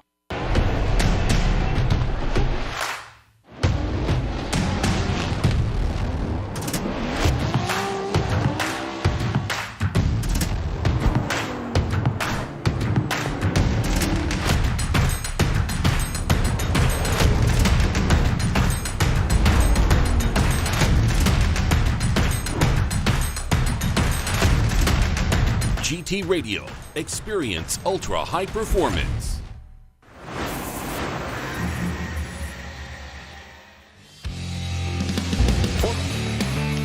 All right, well, we're getting set for, again, our one more time battle, trying to find out what's going on here. I am seeing Stuke's spotter, not his wife, contrary to popular belief. Casey Cole's wife, his spotter, says calling a competition timeout.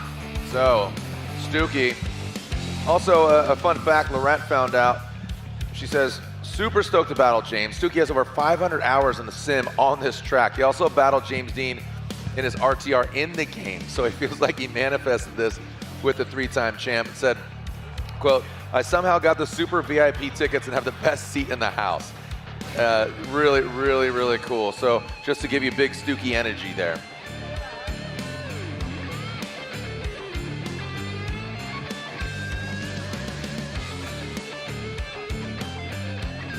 All right, the NGK competition timeout as Stuke makes his way back over to the hot pits. And the NGK competition timeout.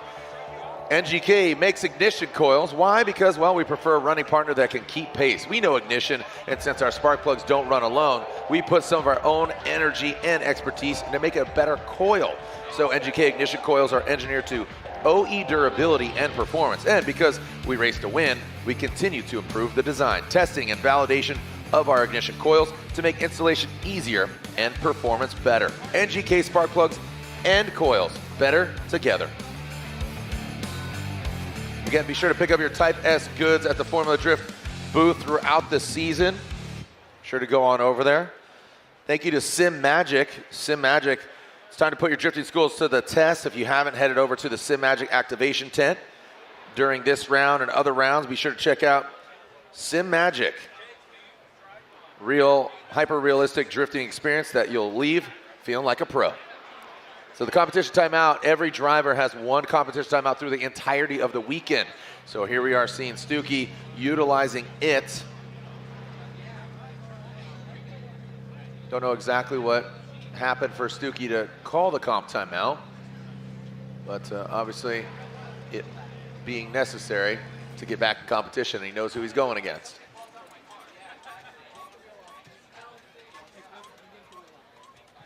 Couple more battles left here in the top 16. Again, the one more time of Denofa and Olsen, one more time of James Deane and Stuke. And then our final battle is to be Matt Field and Deane Kearney. Who's going to win the championship, Lantain? No comment. No, I mean, it's like I said, it's just anybody could really win it, man, as we're here in the Royal Purple Top 16. Royal Purple, the synthetic experts, the official engine oil of Formula Drift. And here we go. We're seeing Deane Kearney, Matt Field. Was to be our last battle, but guess what? We got a couple one more time. Deane Kearney, Piper, NFT.io, Viper. The Irish driver comes in the outside zone 3. Just a little bit short, but definitely placed the car in the right spot on 1 and 2. Matt Field. That heat wave hood and the Elite Customs roof, dialing it in. That Borla exhaust note, ripping and echoing through the streets of Long Beach. Yeah, they are underneath Stuke's M-Spec S15. What do you got, Montaigne? I think that's the best run we've seen from Deane Kearney. Gets wide on zone 1, wide on zone 2, and I think that's maybe the deepest he's been in zone 3. Didn't get all the way out there, but was fairly deep, so that was a good run from Deane Kearney in the chase, tight on inside clip 1. You can see Matt Field was there. He wasn't putting on the pressure that we'd like to see. He was definitely, you know, within the right amount of proximity, but maybe we'd like to see a little bit more pressure. See him a little bit closer, really getting more aggressive. He's positioned properly. You can see there that he's kind of getting ahead slightly near the end of outside zone 3. Like I said, he's there, but not quite putting on the pressure we need to see from him. All right, we'll run them back, but go down to Lorette. What's going on with Stuke, Lorette?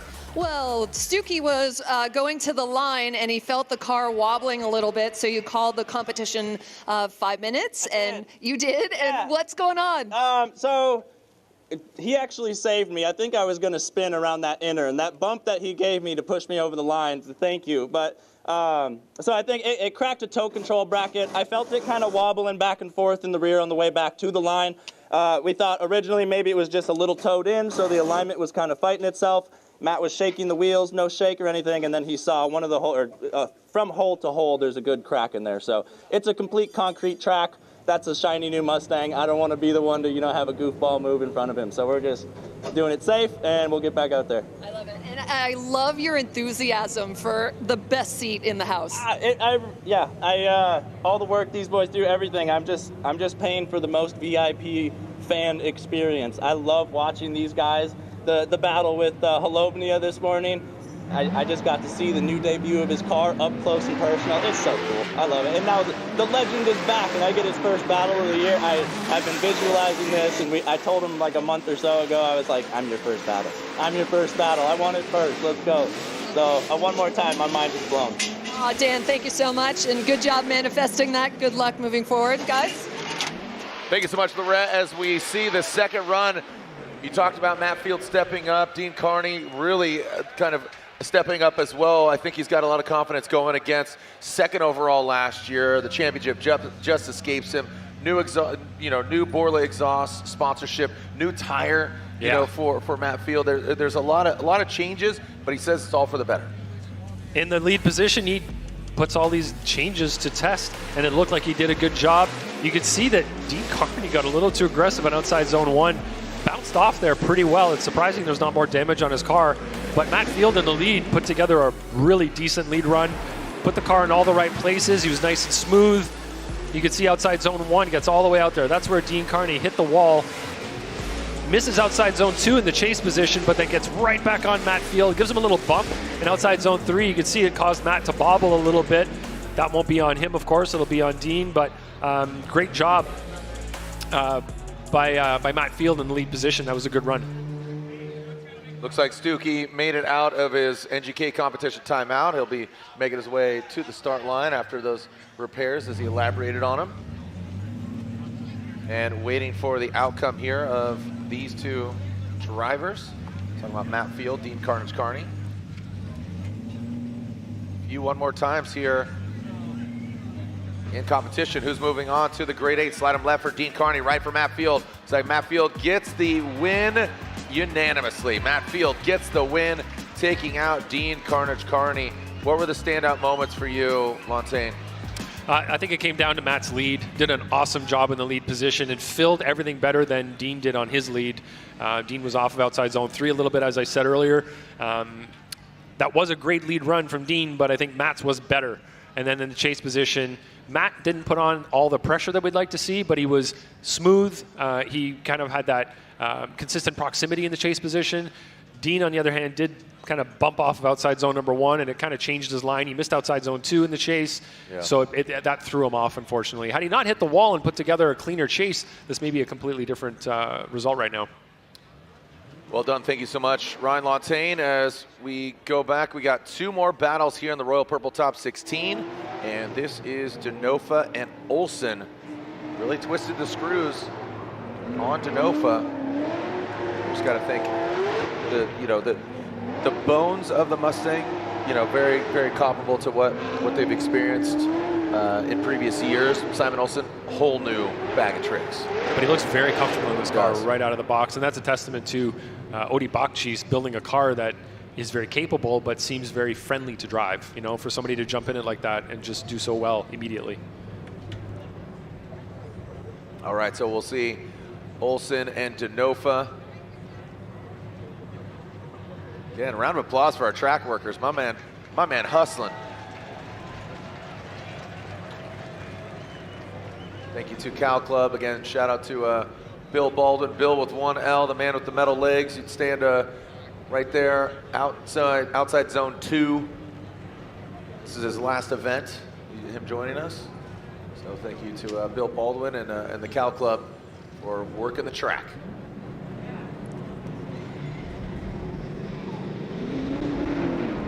And here we go. Chelsea Denofa out front of that Pennzoil. Oh, hit the cone. Hit that last cone. Look at that stance. Just that, yeah, a lot of camber up front there. A lot of camber. So we put the length of the chicane cones at a distance enough that the chase car can get themselves positioned where they want to be before the lead driver swings over. And if you're swinging over that early to hit the cone, then clearly that could be a detriment to the chase driver. It could be getting in their way a little bit. So we give a lot of space for the lead driver. We give the lead driver the right of way at initiation. The chase driver needs to give them space, but we want to make sure the chase driver can stay in proximity or at least gain some proximity running up to initiation. And if the lead driver is doing things that are like that, basically hitting the cone, it could take away from the chase driver. So that is the reason why we have to do a restart like that. When a cone is hit, which may seem pointless, it might seem harmless, but what we've experienced over the years, this is the best method we have to keep the cars together all the way up to initiation to give everybody a fair shot. Here we go, Chelsea Denofa. Make sure he doesn't hit a cone, and we're good. Here we go, Chelsea Denofa out front. Simon Olsen, the chase position. Chelsea Denofa initiates. Pennzoil, BC Racing Mustang RTR Spec 5 FD. And transitions now in that second outside zone. On Chelsea's first battle, he was wound up. He hit that X factor, man, that snappy transition, a little safer in my guesstimation here, right? Yeah. I think looking at it through the replay straight on will give us the best indication of what he did there, but I think you might be right. May have been a slightly less aggressive transition through that outside zone 1 to outside zone 2 area, but let's look at it from the drone. First of all, great job there on outside zone 1 and 2. Yeah, you can see that the transition was there, was done properly, but it maybe didn't have the exclamation point on it that it did in Chelsea's first run of the previous battle. I don't know if anybody's got their Chelsea Denofa pizza boxes out there. We got the Doctor, we got the Send It. Some people got their signs out there. You can hold them up, cheer Chelsea on. If you're a Chelsea Denofa fan, you got your Chelsea Denofa Pizza and Bumper and Dent Repair. The Fun Havers making a cool shirt. Come on, make some noise for him, Long Beach. Wake up, let me hear you. Come on now, send it. Standing room only. Every seat is filled, but you're only going to use the edge. Thank you so much for joining us out here. We'll get a wave going here when we get into the 8 or the 4 or even the finals. Great crowd here. Nice cool breeze coming through. Sun is shining. And we are just checking out, getting cameras on cars, making sure everything is good and ready to roll. Simon made some compromises in the chase position there that Chelsea can now really take advantage of. Yeah, this is an area for Chelsea to stay close, but stay in the pocket and just make his way through this course in the proper way, and it'll give him a chase-to-chase advantage. Be a little more aggressive. Don't bite off more than you can chew. Simon Olsen initiates field suspension GT radial Vortex supercharged S chassis. In that first outside zone, now transitioning in the second outside zone. Chelsea might have been listening there, Ryan. Good job by Simon filling that third outside zone. How's he going to handle this last inside clip? Pretty well done, man. Yeah, that was a much better job from Chelsea on this run compared to the previous chase run he did before this one more time battle with Simon Olsen. And you can see that he did position himself better than Simon did in this battle on his previous run in the chase position right there. So I think chase to chase, you're going to see a bit of an advantage from Chelsea. It looks like he's got his car in the right area, so in that pocket, right on the rear 3/4 of Simon Olsen's car. So as we watch from the drone, Chelsea was slightly off of outside zone 1 there, but does a much better job in outside zone 2. You can see he's right there with Simon on the transition there. Just kind of got out of his way a little bit to let him transition, but great job from Chelsea in the chase position. I think chase to chase, Chelsea definitely gets an advantage there. So as we watch Simon right there in outside zone 1, Chelsea slightly inside, moves out ever so slightly near the end of the zone, does a better job through 2, and a much better job through 3. Right here you see Chelsea kind of get out of the way. Simon's able to make his transition cleanly, and then Chelsea gets back inside as they come by inside clip 1.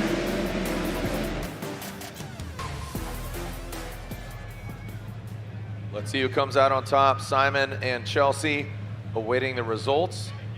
The winner going against Matt Field. Matt Field advancing on. Here we go. Slide him left for Denofa, right for Olsen, and Denofa gets one. And one more time, and Chelsea Denofa gets the win. Denofa advances on 2-1. So again, Denofa gets the win. He's going against Matt Field in the Great 8. You sided, were you one more time or were you Denofa? Denofa. Okay. Yep. And, I just felt he did a cleaner chase. Okay. Lead run, I think, what was really solid lead as well. His lead run was it wasn't to be as desired. X-factor filled, let's say, as his first run in the previous battle, but I still think he had the edge. Just, you know, on throttle, getting the car positioned in all the zones, and now we get to watch James Deane and Dan Stuke again. Now remember, this is a one more time battle, Deane and Stuke. Stuke, his sentiments, he paid a lot of money for the best VIP seat. Big flex to see the debut, and he said he's a legend. That's really cool. Give respect where respect is due, and it's exactly what Stuke did. So James Deane will lead. Stuke will give chase. James Deane, that AutoZone Nitto tire, Mustang RTR Spec 5 FD, going against Dan Stuke.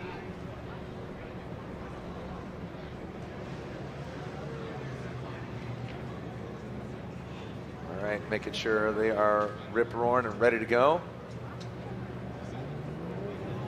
And clear to send. James Deane, lead position. No cones hit. Flirting with that wall. That's what we're talking about, how narrow that is. James Deane initiates. The Mustang RTR into that first outside zone. Taps the bumper. 1. Does not get outside zone 2, but really well done still. Stuke right there on the nose. Does exceed the front of James Deane, but James, massive angle there. That flick rolling into the inside clip. Did swing a little bit wide. Love the initiation, man. That was a really, really textbook start. You saw that bumper hang. It kind of flexed in. He didn't tap on that second one, but still very close. Yeah, so looking at outside zone 1 here, textbook from James Deane. Stuke's right there. Stuke misses outside zone 2 while Deane gets out to it. Stuke's way inside on outside zone number 3, and you can see Stuke getting himself real close there before the transition, but does avoid contact with James Deane and gets out of his way so that Deane is able to make that rotation and get to the touch and go and then into inside clip number 1. Let's watch it from the FPV drone. So you can see there, nice job from Deane on outside zone 1 and 2. Stuke right here goes in quite a bit. He gets in there more than we'd like to see. Not really mimicking what Deane's doing in the lead position, not going out wide on outside zone number 3. And then through inside clip number 1, you can see Deane was off slightly. Maybe could have had a better arc through there. But yeah, you can see right there, not too bad. Just off of inside clip 1 a little bit in the lead position. Stuke, I'm expecting big things from Stuke. He's going to leave it all on the track. This is his shot. Shoot your shot. He knows who he's going against. He needs to bring it. He's going to risk it for the biscuit, man. Just watch this.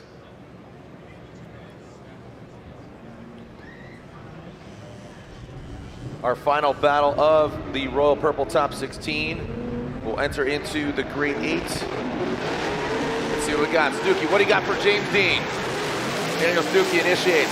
Comes in a view of the judges, gets out to that first outside zone. In the second outside zone, remember, James is only his second time chasing in this Mustang RTR, but he is applying the pressure, coming in at last, outside, inside, boom. So hit that touch and go.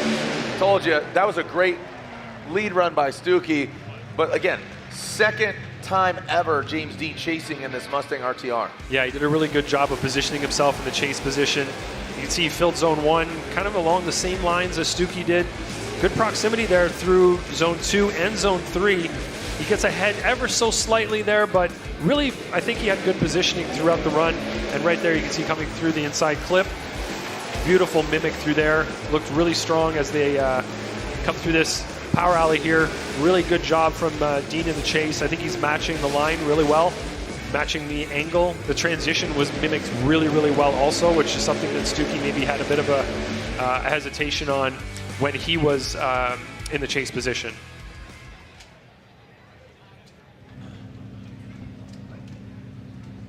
Judges inputted the verdict. Do we have a winner? Where are my James Deane fans at? Make some noise, Long Beach. Where are my Daniel Stuke fans at? Make some noise. Oh, we go either side, and James Deane gets the win. 2-1. Wow. All right, so again, James Deane gets the win. Hey, round of applause for Daniel Stuke. Great job there. Giving it the beans, as they say. Guess what? When we come back, the Grade 8 continues. The Tuerck Motorsport, Tuerck Drift 2, the official drifting game of Formula Drift. The Grade 8, when we come back here to the street of Long Beach. Jeremy Bay, what's up, homeboy?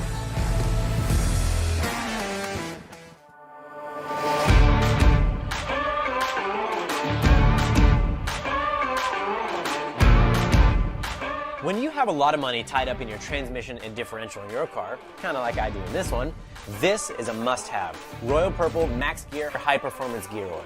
Even under severe squeeze film conditions caused by sudden shock, extreme high loads, or low RPMs, Max Gear helps reduce bearing wear.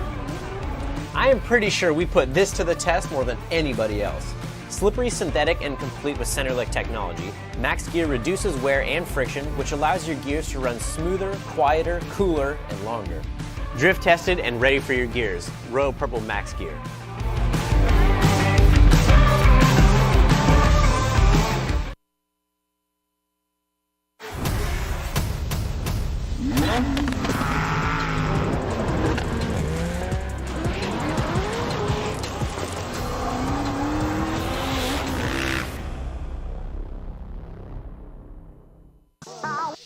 The magic of Rain-X. Okay, that's some serious Hollywood stuff right there. But with Rain-X Latitude water repellency blades, the magic is real. These blades apply a new longer lasting water repellency formula. The magic of Rain-X repels water from your windshield so water beads up and rolls away while you drive, giving you the clearest view possible. Treat your windshield for safer driving visibility with Rain-X Latitude water repellency wiper blades.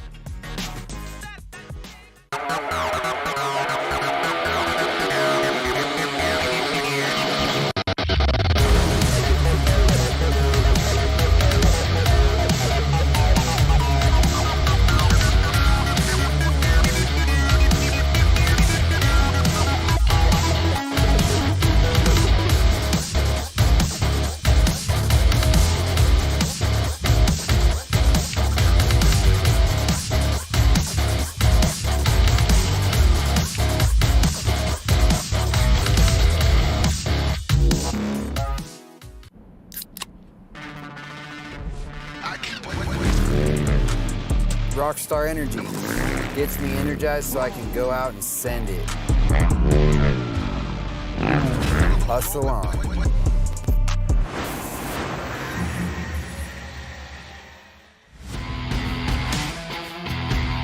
Welcome back to the streets of Long Beach. It's a beautiful day. It's a great day for a great day, and we're going to send it here. Lick the stamp and send it, kids.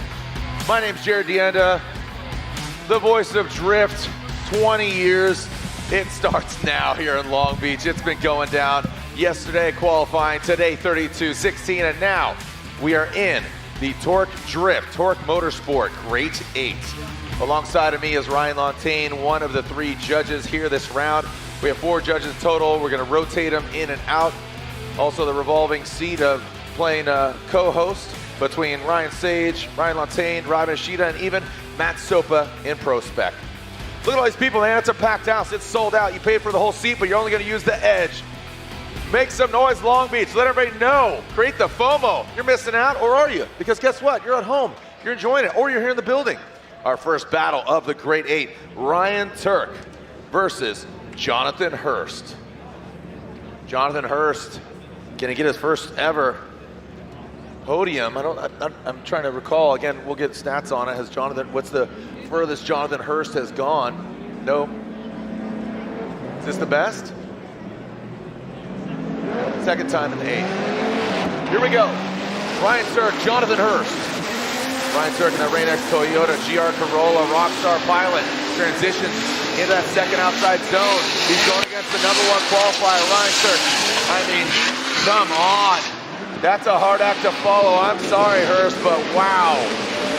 Bro, come on. Ryan Turk just punishing this track right now. We always talk about a driver being able to put down a good qualifying run, but to be able to repeat it consistently throughout the event, which is what's required for success, Ryan Turk is proving today that he is able to do that. He's repeating the same run over and over in the lead position, positioning his car perfectly on every outside zone. Could have been a foot deeper on outside zone 3. All right, so I was wrong. In the chase position, Jonathan Hurst is putting on some pressure. He's staying close to Turk from start to finish. Let's watch it from the drone. You can see there's a little bit of gap, but then he gets right in there on Ryan. Transition, beautiful mimic there. Maybe slightly less angle than Turk through outside zone 2, and maybe the line was off a little bit. His transition timing was a little bit off there as well. Going to the inside clip 1 area, kind of hung on a little too long, but he managed to stay out of Ryan's way, which is important. You can see he's inside a little bit on outside zone 3. They were right there. Hung on a little bit longer than he should have, so the mimic was off. The timing was off on the transition, but he manages to get the car rotated and gets in nice and tight for inside clip 1 to finish. So great job by both drivers here. We're again proving that you never know who's going to win. The level of competition is so high the further you get down the bracket, but you know, from start to finish now, it's just anybody's game. It truly is. I was just talking to Ron Bergenholtz here, who works for Nitto Tire, and we were talking about it. We're like, this is how it's going to be all season long. Yeah, it's gonna be like this all season long. That's why I'm so excited about what's expected. But right now, we got to find out. Jonathan Hurst, Ryan Turk, who's coming out on top. Jonathan Hurst initiates. Look at him using all of the track. That Tour. Tires going around. Nice job by him. Ryan Turk, look at he's just on it. He is locked in like a tractor beam. Oh boy, tangled up. You talked too soon. Spoke too soon, my man. The announcer's curse strikes again. Ryan. All right, we're going to have to analyze this and see who's at fault for that contact. At inside clip 1, They almost made it to the finish line, Jared. It was so, so close. But we do have some contact. We're going to have to find some fault here and figure out who caused that contact. So let's look at the transition between the two. So as they come through outside zone 3, Turk is well positioned. This drone should give us a good indication of what happened. Turk is right there. It looked at first glance here like Hurst was out wide and he was trying to reach in for the inside clip, but I'm going to take a couple more looks at different views to see exactly what happened. Yeah, I'll let you, Lantain, kind of analyze this. Coming in, good transition.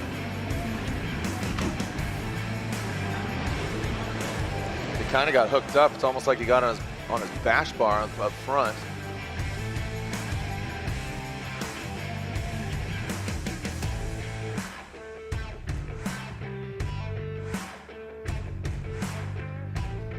So the scenarios here are, you know, obviously Ryan had an amazing lead run.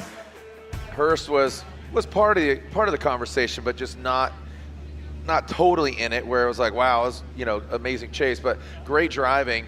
Hurst, you saw Turk really close to him, but the scenarios are if Turk was too close, got too aggressive, and he's at fault, he would cause that accident from the rear. Or if Hurst, you know, even if he took a wide line, that doesn't justify Turk to go in. But we talked about it earlier with Stuke taking that, you know, Lantain saw where Stuke kind of held up and it was more of a roadblock for James Deane, so he had to go and hit him. So that definitely threw James Deane off.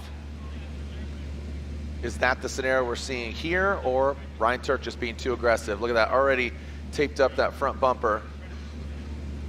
Taking different angles, different perspectives, looking at this battle here. Remember, we're only into our Tuerck Motorsport, Tuerck Drift 2, the official drifting game of Formula Drift Grade 8.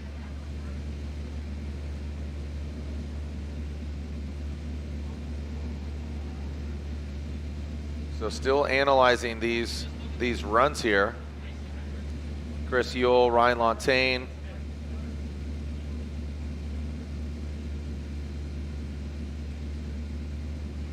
And Robbie Nishida analyzing the runs.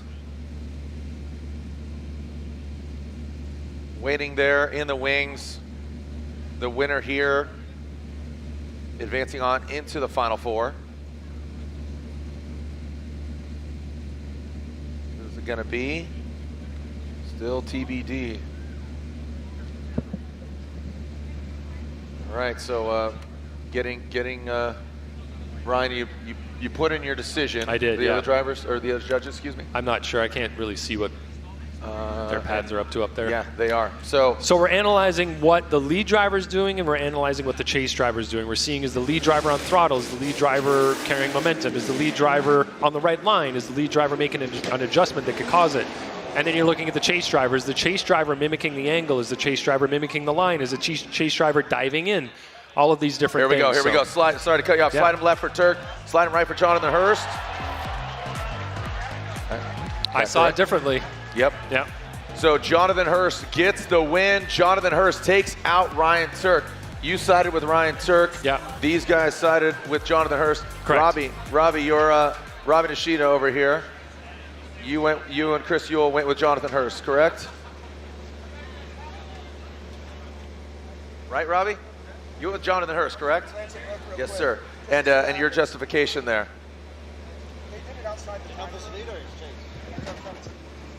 Sorry, we're just looking to see what happened at the inside clip, the incident there, and we were seeing when Hurst was picking up his, getting back on throttle and looking at the angle difference. Turk did go into the turn a little bit more shallow than Hurst did, and right when the contact happened, it looked like Hurst was getting back on throttle, and the front tires contacted, and the car whipped around and pretty much, put the contact, the blame on Turk. Exactly. All right, so Turk, who won the event last year, just a bit too aggressive in that final turn. So Jonathan Hurst advances on into the Final Four, his best competition he's ever had. So now Rome versus Forrest Wang. Rome leading, Forrest Wang give it chase. Rome initiating the garage stick, BMW E36 into that first outside zone. Big angle there from Rome. Forrest Wang, you saw him get aggressive. He was actually transitioning before Rome was, but look at Rome. Forrest right there. Now transitioning into that final inside clip. Forrest Wang, great job mimicking an absolute ripper of a run there by Rome. Yeah, that was a nice job from both drivers. They both laid down good runs. They fulfilled, I think, their responsibilities that they have in both the lead and chase positions really well. So you can see in the lead position, Rome's laying it down. He's putting it where he should. A little bit off line there was Wang in the chase position, but he's really on proximity. He's mimicking the transition in both transition number 1 and transition number 2. You saw right there, getting the car positioned really well. I think if you had to choose a winner based on this alone, you'd say Rome, just because in the chase position there was good proximity from Wang, but he wasn't really filling the zones as well as Rome was 1 and 2. I think he did a much better job on 3, but proximity, mimicking angle, transitions, great job from Wang. Just needed to push the car back a little bit in zone 1 and 2, and he would have had, I think, a much better job in the chase position there, but now we switch roles. So what does Rome have to do? He needs to do a better job of mimicking Wang's line while doing everything else that Wang did in the chase position, which was matching the angle and the transitions. So he does have an opportunity there to deepen his line if Wang does go deep in zone 1 and 2. He just needs to match what he's doing. In the lead position, Wang has to put it on the wall 1, 2, 3 and get tight on that inside clip. Really have a nice transition under the bridge to put kind of the exclamation point on his lead run. So that's kind of what both drivers need to do in their respective roles now. There's a big window of opportunity for a mistake is kind of what I'm seeing here, because that was a great, really good lead and chase. Here we go. Now Forrest Wang out front. Rome right in that pocket. Good job by him. Little shallower than Forrest Wang, but I think that's a good approach. All the way out to an outside zone. Rome tucking in on the smoke. Dives in. Amazing, really good run by both the drivers. I mean, we're splitting hairs here. I mean, they're very similar. I mean, from even the color hue of green, they're almost matching. They're twins. Yeah, you can see Forrest did not do quite as good of a job on zone 1 than Rome did on his lead. He was off of that zone. You can see that Wang did go wide in zone 3 though, but right there with him is Rome. Rome was matching everything from start to finish. He was nice and tight. I think he did a better job of mimicking Wang's line. He positioned himself pretty well. If you look right there, he's in the pocket on the transition. Came ahead a little bit right here. Could have been a slightly deeper in zone 3, but I think he did a very good job in the chase position and really, I think, outdid what Wang did in his chase. So this is going to give us a better view here of outside zone 1, which is Wang's biggest mistake is not going all the way wide on 1. Look how far off he is right here. That's not characteristic of Wang. He was off of 2 a little bit as well. So I think zone 3 is where he really did his best work, let's say, on the outside zones. But Rome was right there with him, and I think maybe Rome had a better lead run. All right. Well, again, it's great to see Forrest Wang in the mix, and it's really great to see how he comes back and it's very competitive right out of the gate. And just, again, the peaking of Rome Charpentier, but I would say that he's actually hasn't peaked. He's definitely just growing and growing. All right, slide him left for Rome, slide him right for Forrest. Rome says 1, 2, and a 3. Rome is going to the final 4. Dude, look at the variety over here. Wow. But then you look at the right-hand side, 3-time champion James Deane going against 3-time champion Frederick Aasbo. You got no champion Denofa going against no champion Matt Field. All joking aside, very heavy hitters. Stacked. Yeah, the right stacked side. on the right, but Hurst and Rome, come on, let's go.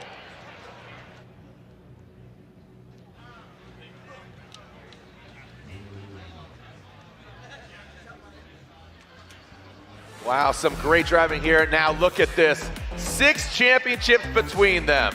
Ireland versus Norway.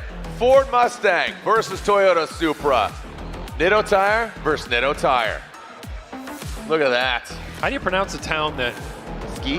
No, that's... that James Deane. is from? Yeah. I didn't see it. Looks like a mouthful. Yeah. He's from Ireland. So, yeah, that's easy. What?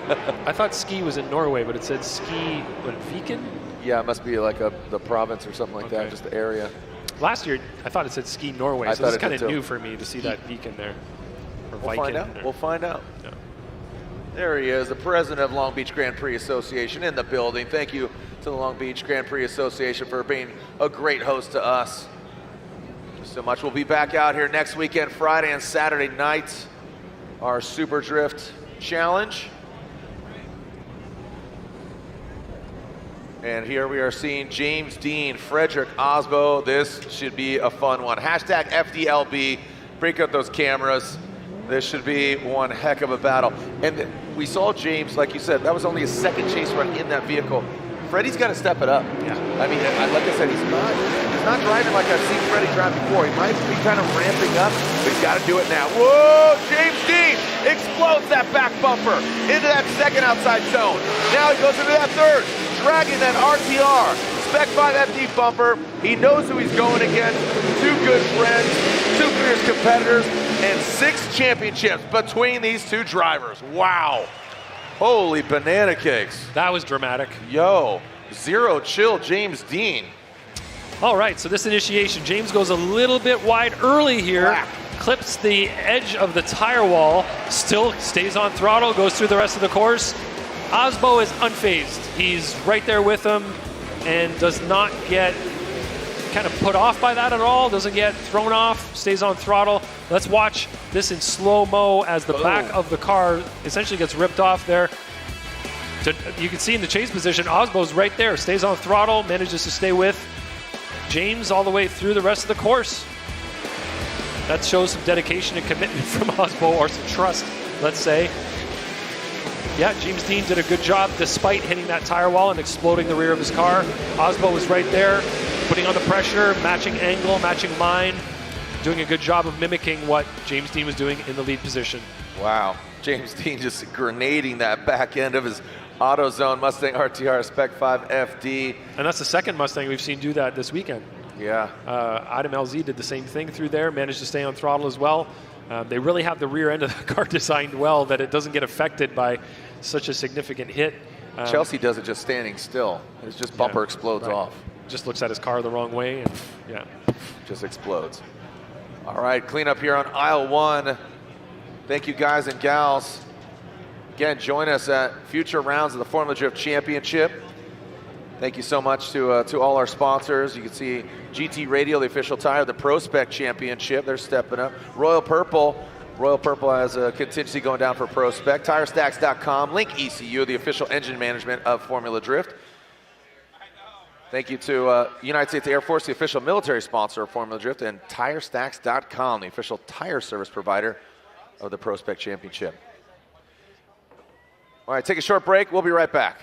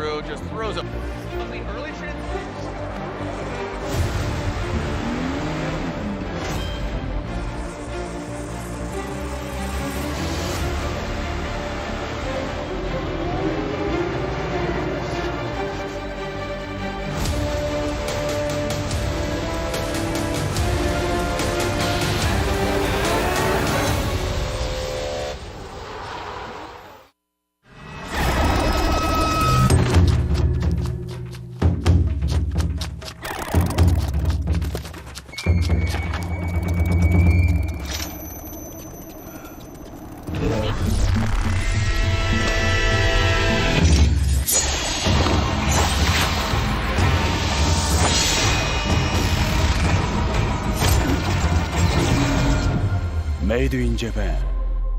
Breed. Passionate about a life in racing? Circle track, drag racing, drifting, or monster jam. Find it all at the University of Northwestern Ohio. If you want to get everything you need to know about Monster Jam, about motorsports, you got to go to UNOH. It's been the best opportunity I've ever taken. I've gotten so many opportunities, so many different connections. You build every basic skill that you need to be able to work in racing and get your foot in the door. See where your future can take you with a high-performance motorsports degree from the University of Northwestern Ohio.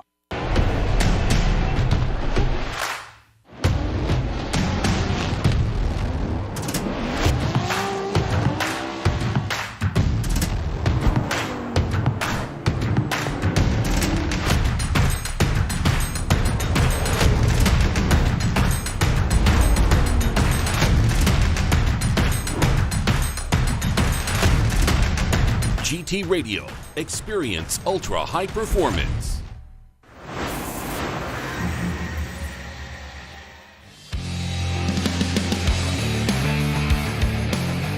All right, clean up there on aisle 1.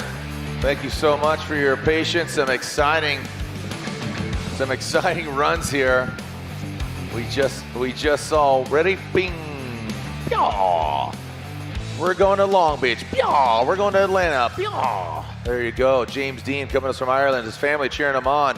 Well, guess what? He's got to look at the gold rear bumper of Frederick Aasbo.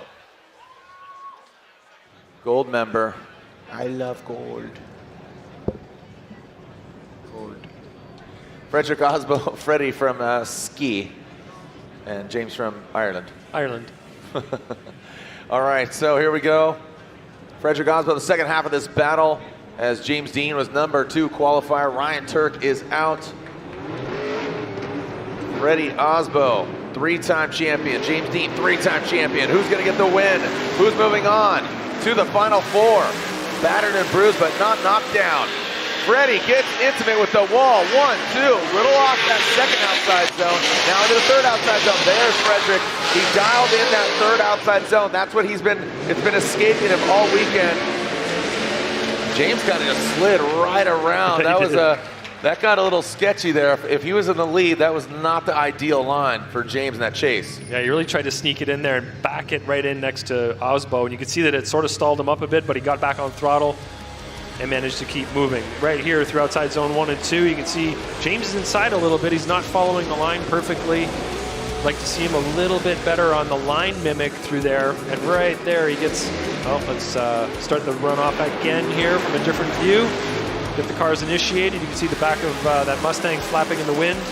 So right there, Aasbo nice and tight to that wall. Nice and tight, well, almost tight to outside zone 2, but Deane is not really going out as wide, kind of keeping his nose forward a little bit, and then right here, gets the car kind of slid right in there. We're going to get a BC racing side-by-side, which is always pretty helpful.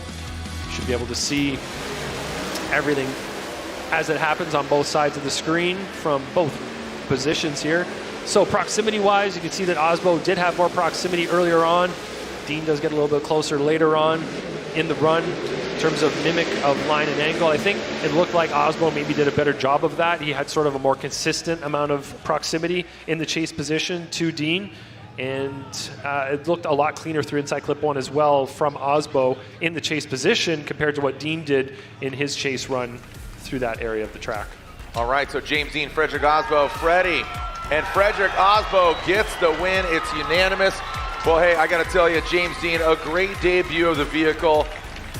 What do you think? Make some noise, Long Beach. I hear a lot of people screaming for Frederick Aasbo. Your 3-time and defending champion gets the victory and moves on. Congratulations. So Freddie going against either Denofa, the other Ford Mustang here advancing on, or Matt Field, the Corvette, the Borla exhaust, Heatwave Lean Customs Corvette of Matt Field. So the Rockstar vehicle 151 is advancing on. 3 drivers in the final 4.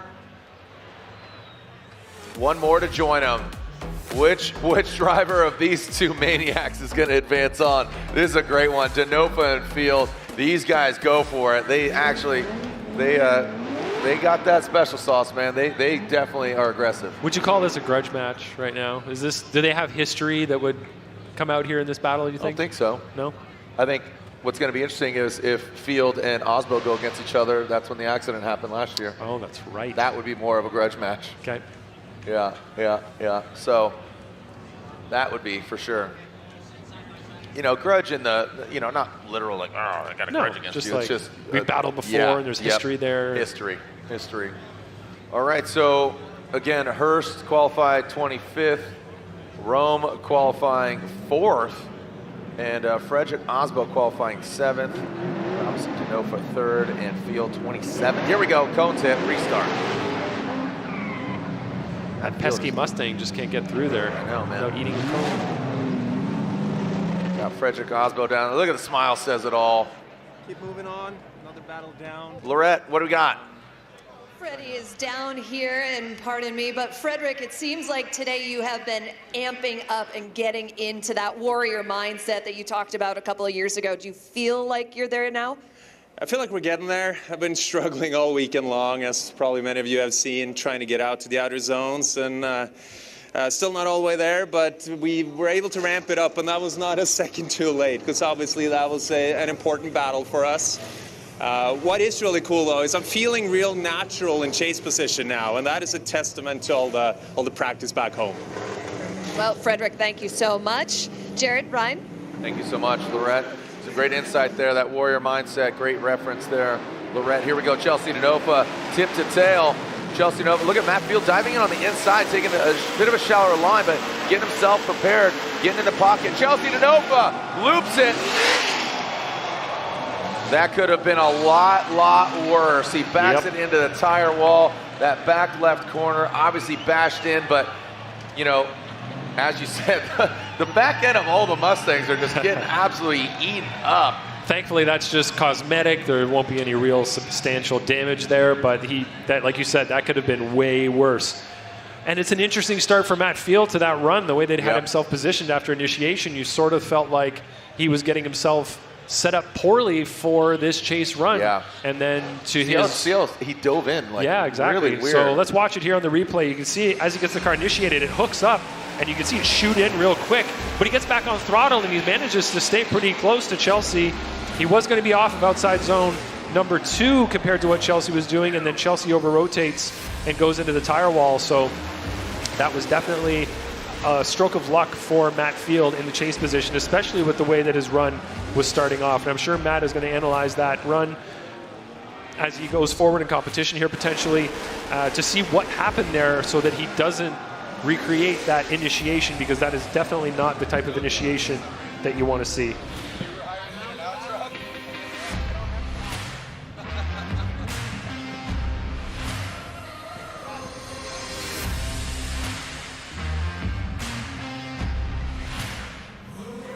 Wow, crazy. So Matt Field comes out unscathed.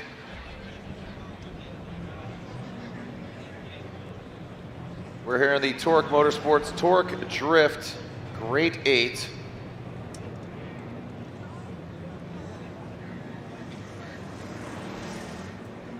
Tuerck Drift 2, the official drifting game of Formula Drift. Waiting for this final Grade 8 battle to see who goes into the Type S Final 4. Type S touring products, the official lighting of Formula Drift. Also dash cams. You got the Larry Chen signature light you can use with your camera or video. Really cool project and product. All right, Chelsea's gonna check out his car. So when we come back, we'll continue who's gonna get on top.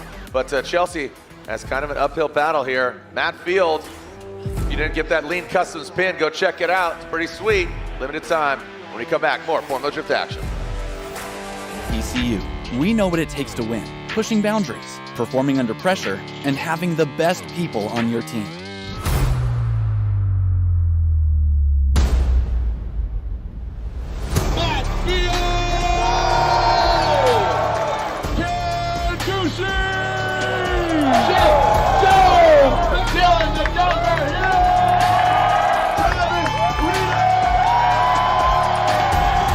Link ECU, the performance, reliability, and power to get to the podium.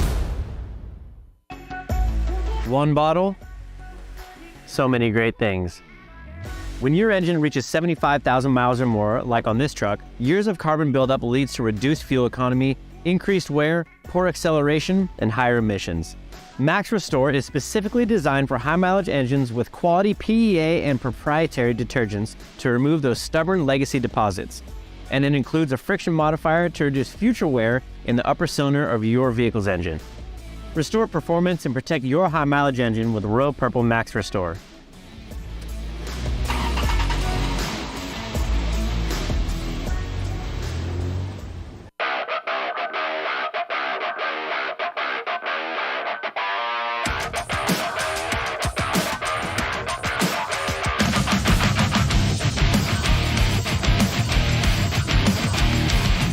I watched my first race yesterday.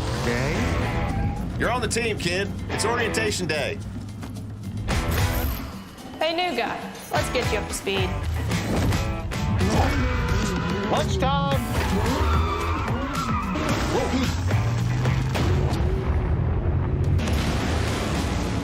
Your workspace is ready. Looks like you got a corner office. Be part of something greater. Toyota. Let's go places. NGK makes ignition coils. Why? Because we prefer a running partner that can keep pace. We know ignition, and since our spark plugs don't run alone, we put some of our energy and expertise into making better coils. NGK ignition coils are engineered to OE durability and performance. And because we race to win, we improve the design, testing, and validation of our coils for better performance. NGK spark plugs and coils, better together.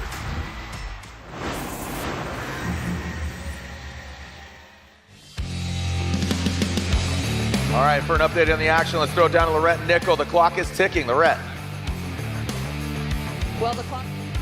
Chelsea is in his car. He's talking to his team.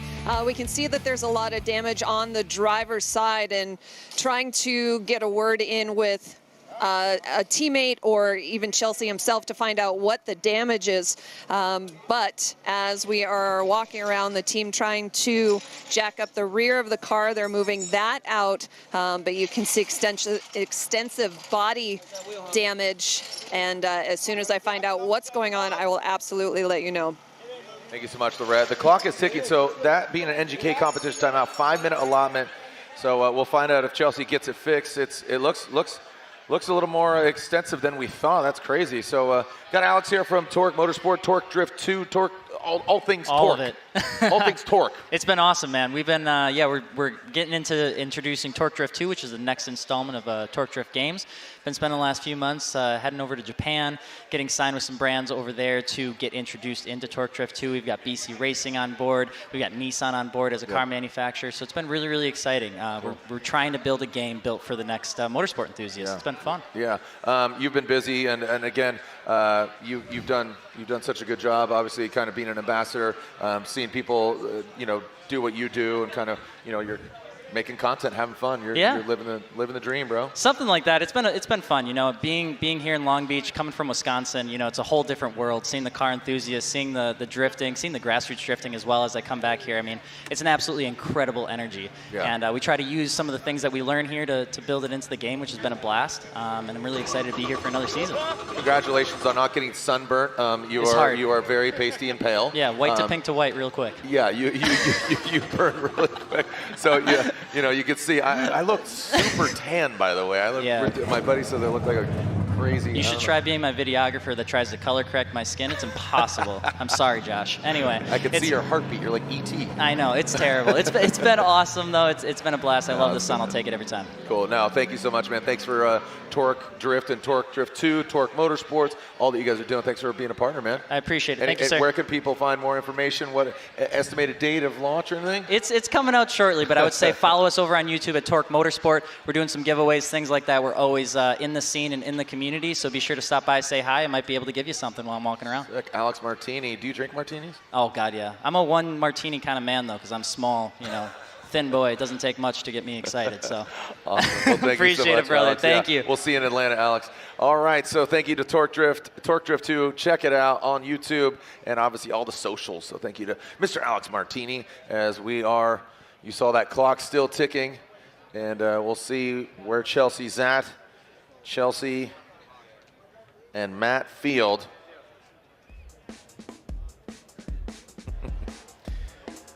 Castletonrich? Castletonrich? I don't know.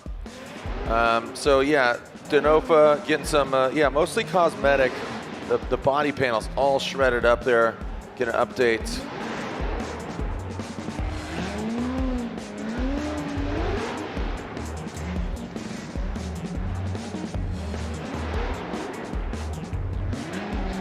All right. You can see him warming up the tires.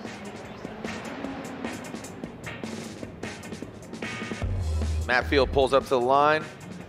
So the second half here, Denofa, what he needs to happen would be Matt Field make a mistake. Matt Field would need to make a mistake in order for Chelsea to advance on just with that massive spinning out. So we'll see what transpires, but Matt Field pulls up confidently to the line. The Borla Performance, Heatwave Visuals, Lean Customs. Who's moving on to the Final Four? This is the Great Eight to face Frederick Aasbo. Aasbo versus one of these drivers. On the other side, you got Hurst and Rome. Absolutely awesome to see just the variety. That's what I really loved about last season. You know, outside of 2 rounds, Freddie won 2, but every other round was a different winner. All right, here we go, Matt Field, the beast from the Bay. Oh man, come on. Hit the cone. Hit the cone once again.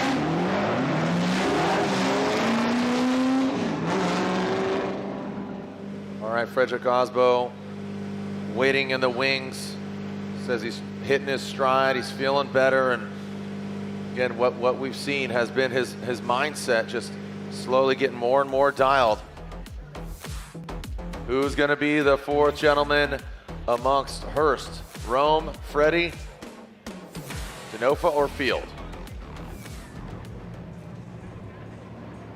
Let's get a straight start here. Matt Field out front, and Chelsea Denofa banged up, but hopefully just aesthetic. We'll find out right now. Matt Field initiates. Chelsea Denofa knows he needs to apply the pressure, maybe force a mistake as Matt Field goes 1 to 2. Chelsea see him surging in. Matt Field, good execution from that Corvette. Now in that final inside clip. That's it. That's going to be it. Matt Field did exactly what he needed to do, and Chelsea was trying to apply the pressure, force a mistake, but it just did not work out in his way. He spins out, causes that damage. So Matt Field will advance on. Taking a look at this overhead shot here, Ryan. Yeah, great job from Matt Field in the lead position. You can see Chelsea was putting on the pressure initially, but then goes offline as he goes through outside zone 2 and 3 and isn't really following what Matt Field's doing in the lead position. And as they come to inside clip 1, Chelsea does get back online, does a great job there. Matt Field misses the inside clip, but looking at what happened to Chelsea Denofa in the previous run, I think Matt Field has it in the bag. Yeah, that's going to be all she wrote. The Tuerck Motorsports Great 8. Chelsea Denofa, Matt Field, and Matt Field, the beast from the Bay, back on form here in Long Beach. So this, again, is a grudge match. Yeah. Aasbo and Field, but look at this, Hurst and Rome, amazing. So what's crazy here is I will tell you that Rome Charpentier is guaranteed a podium. He's the highest qualifying driver. Rome is guaranteed a podium, highest qualifying out of the Final Four. So if he loses, he'll get 3rd. Yeah,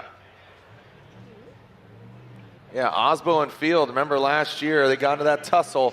Field's car got all banged up. Happy anniversary to him and his wife, got married. Sunday it'll be a year, so tomorrow will be a year ago. Seeing the spotters of Matt and Freddie high-fiving over here. I don't know, you guys, that was cute. So Stephen Papadakis and Chow high-fiving because they know they're going to go against each other. We'll see who comes out on top. And that's good gentlemanly sportsmanship. So our Final Four is set. The Type S Final Four. Type S, the official lighting of Formula Drift. Obviously with this not being a night round, can't see the underglow kits, but Available for purchase at many fine retailers, including here at Formula Drift.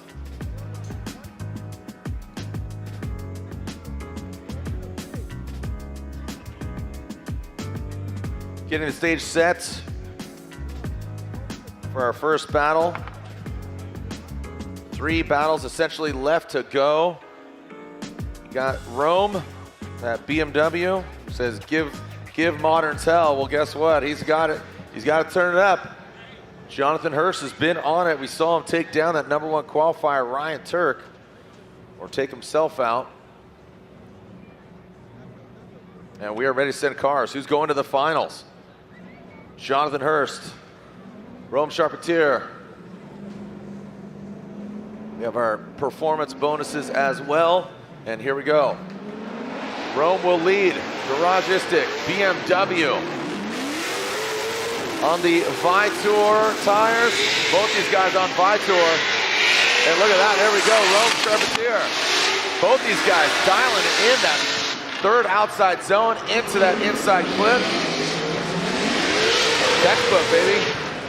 Rome has just been wash, rinse, repeat, man. He has just been absolutely on it outside of that contact with Ryan Turk.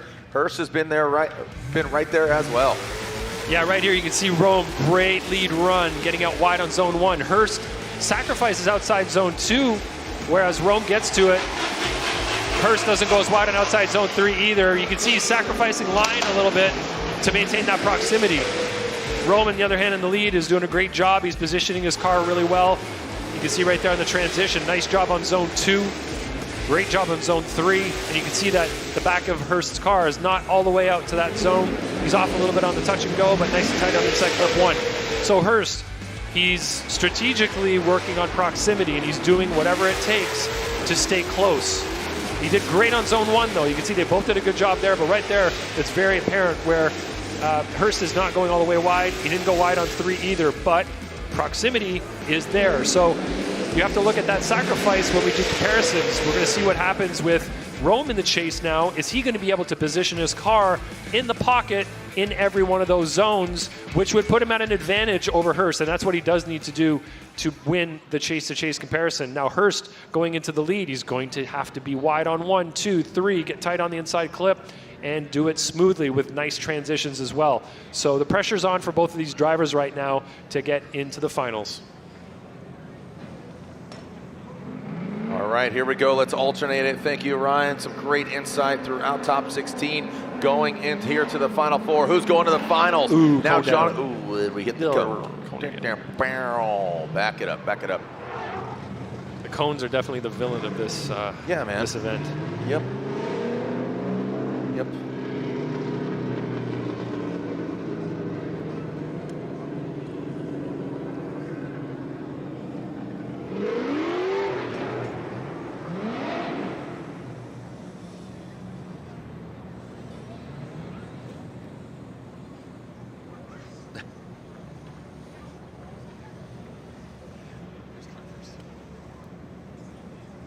All right, so here we go. Here we go. Jonathan Hurst back at the start line. Rome giving thumbs up, saying he's good to go. The Garagistic BMW, both these guys, loud and proud.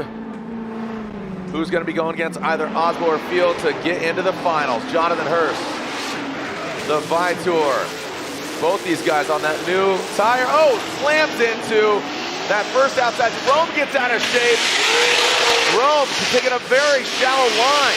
Yeah, Jonathan Hurst went in hard, but I don't know if it affected. Oh my gosh, Rome spins out. We got to roll this back. I mean, he went heavy into the wall, but honestly, it didn't affect him that much. But you got to think the parts that come off, you know, all that. So when you're in the chase position watching that lead car, you know when that line is a little too wide and you're in the chase and you're hoping you don't get collected in whatever's happening there. Hurst went in very hard there. That did a pretty, made a pretty big mess of the back of his car. He did have a pretty big mistake on outside zone 2 as well due to that. So let's look at the trajectory of his car here. So you can see that, yeah, in the chase position, Rome was absolutely thrown off by that hit, and it caused him to have a huge bobble under the bridge on the transition. he clearly wasn't ready for Hurst to keep going after that hit. That was a massive, massive hit. We do say, you know, don't treat the walls like bump stops here. You're not supposed to pinball from wall to wall. And in the chase position, you have to expect that it's going to be pretty difficult for a chase driver to have the confidence that that lead driver is going to keep going. So we'll have to see what the judges think about this in this situation in terms of fault.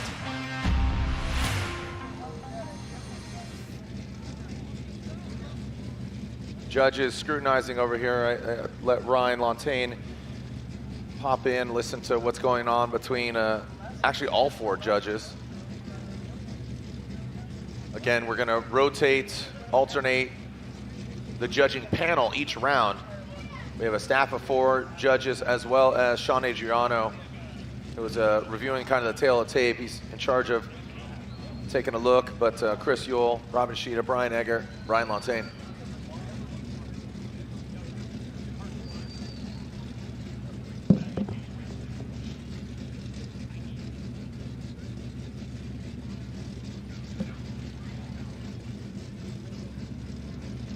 All right, so awaiting the verdicts here.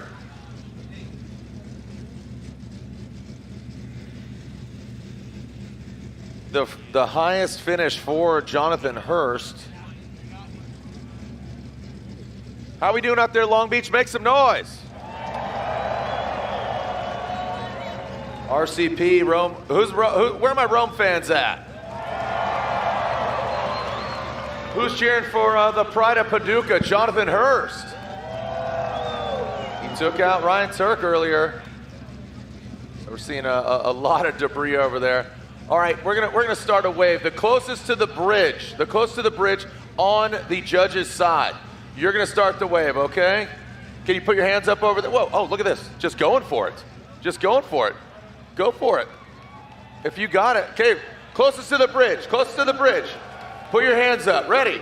1, 2, 3, send it. Come on, come this way, going towards the water. Come on, keep it. It's gonna go all the way to the water and it's gonna go across the track. A sold out crowd here at Long Beach. Keep it going. It's going over the stands over there. Talking to you, 24. Coming your way. Oh, there it goes, there it goes. See, it's good. Don't boo him. Cheer him. Don't hate, congratulate, baby. Keep it going. Back to where it started. Keep coming, till we find out the verdict. Who's gonna move on? Who's going to the finals? Who's ready to send it? Keep it going. Did it stop? Did it go? Hey! And Rome Charpentier gets the win. Rome gets the victory and is going to the finals. Yeah, we definitely need to explain this one, Jared. Yep. In the driver briefing, we were very specific about not using the walls as bump stops, and Hurst went way too hard into the wall there. His trunk went straight up in the air, was still attached to the back of his car for a few seconds, and then flew right at Rome Charpentier's car. Rome at that point did straighten under the bridge, which we can't really put on Rome. That is totally on the hit that happened right after that. Of course, from that point on, Rome then had to try to catch up, had to get back in drift. He's offline, he's out of his tempo, he's definitely out of his drive, and he did spin later, but we definitely put all of that on the initial hit. It was just way too much, and we couldn't excuse that big hit from Jonathan Hurst in the lead position. Well, you could see the electricity from Rome. When we come back, we'll find out who goes against Rome in the finals. Is it Frederick Aasbo or Matt Field? A replay of what we saw last year here in Long Beach. Link ECU. We know what it takes to win. Pushing boundaries, performing under pressure, and having the best people on your team.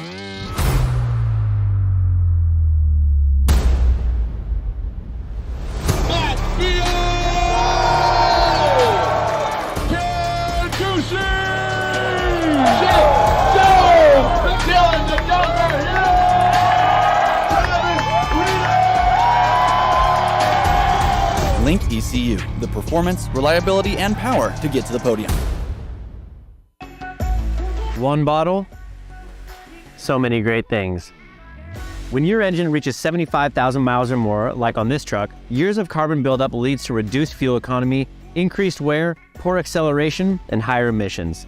Max Restore is specifically designed for high-mileage engines with quality PEA and proprietary detergents to remove those stubborn legacy deposits. And it includes a friction modifier to reduce future wear in the upper cylinder of your vehicle's engine. Restore performance and protect your high-mileage engine with Royal Purple Max Restore.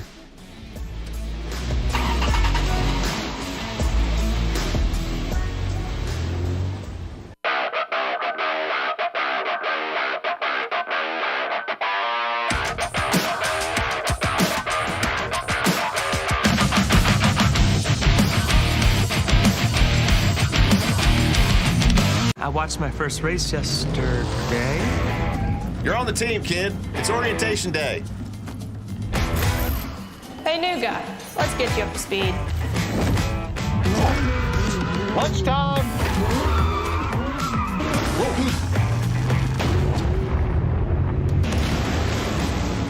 Your workspace is ready. Looks like you got a corner office. Be part of something greater. Toyota. Let's go places. NGK makes ignition coils. Why? Because we prefer a running partner that can keep pace. We know ignition, and since our spark plugs don't run alone, we put some of our energy and expertise into making better coils. NGK ignition coils are engineered to OE durability and performance. And because we race to win, we improve the design, testing, and validation of our coils for better performance. NGK spark plugs and coils, better together.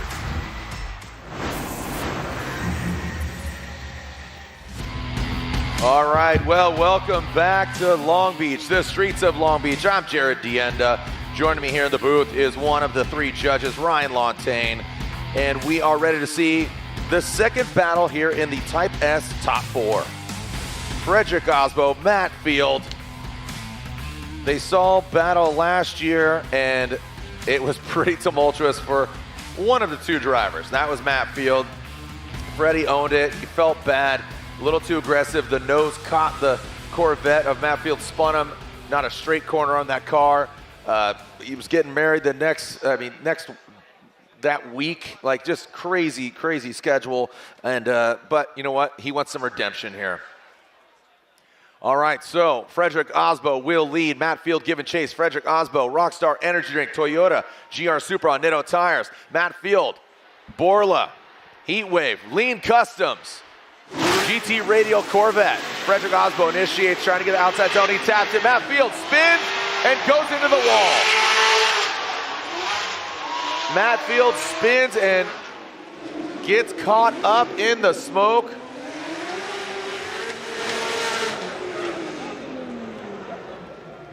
Let's take a look at that. It looked like, see what's going on. Did he get in the wall or did he save it? So Here, looking at Matt Field's initiation, there was something odd with the initiation itself, and then right there, he just got maybe a little too close to Aasbo and outside zone 1, where Aasbo really hung it out there. He was close to the wall. But he did that the last time. Remember how he dove in? It was like the car's gripping up and it's not breaking loose. Exactly. Yeah, there was it was a weird move there on initiation. I don't know what happened to the car as he tried to rotate it, and then as he comes into view here, you can see Aasbo just does a little tap, and Field just over-rotates the car as he comes around through outside zone 1. Looked like he may have had a little tap on the wall.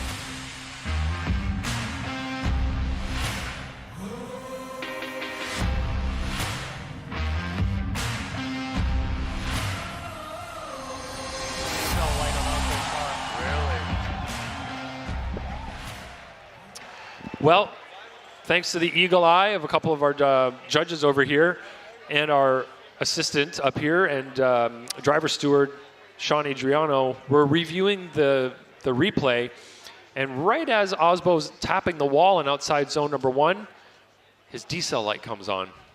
So this is something that we're going to have to look at a little more closely, see if we can get the data off the car. It's something, if you have your phone out, you can see yourself in the replay. You'll see just as he gets to the wall, the decel light comes on either side of the windshield on Aasbo's car. It could be due to the tap on the wall, or it could be due to getting too close to the wall and maybe getting a little bit worried about hitting too hard. We'll have to analyze this a little bit. Scooter laying down a sick lap. But we're going to have a look at this a little bit closer. Yeah, a lot of analyzing going on. Matt Field gets out of the car. Just shot into that wall. Such a bummer for Matt.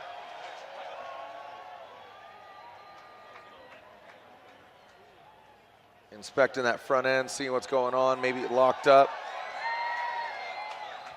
All right, so we're gonna get Matt Field towed off here.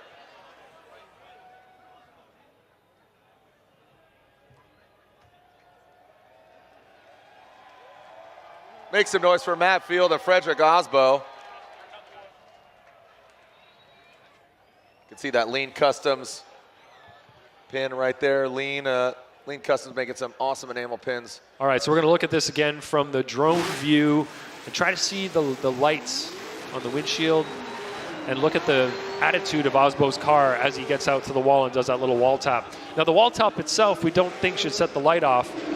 You can see the decel light there on initiation, which is totally normal. Look at the green, and then it goes red right there as the tap happens. So we're going to have to analyze that a little bit more. But, of course, we have time because Matt Field is getting towed off due to the wall hit after that spin. I'm seeing a lot of fluid on the track that they're cleaning up, so that's unfortunate. Hopefully they can get Matt Field's car off the track there and get it fixed. All right, so while we're cleaning up, getting them off course, here's a little Air Force Aim High trivia, powered by the United States Air Force. What percentage of all active duty Air Force personnel are pilots? Is it A, 26, B, 12%, C, 20%, or D, 4%? Again, what percentage of all active duty Air Force personnel are pilots? You can find the question and the answer in the body of the YouTube live stream. So go ahead and hit it. Answer, what do you got? A, B, C, or D? Thank you to United States Air Force for their support of Formula Drift. How we doing out there, Long Beach? Make some noise. Well, when we come back, we'll find out what transpires here between Field and Aasbo. And of course, Rome waits in the wings to find out who he's going against. And can Rome get his first ever win?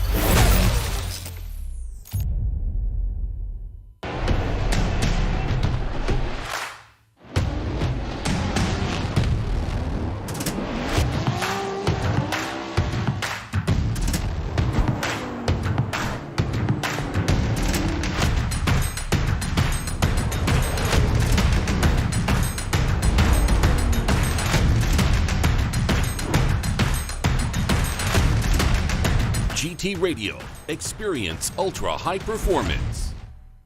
For 30 Formula Drift teams, our professional Tire Stacks crew will mount over 1,000 tires during a weekend to keep our drivers on track, competing at the highest level. TireStacks.com, the official tire service of Formula Drift.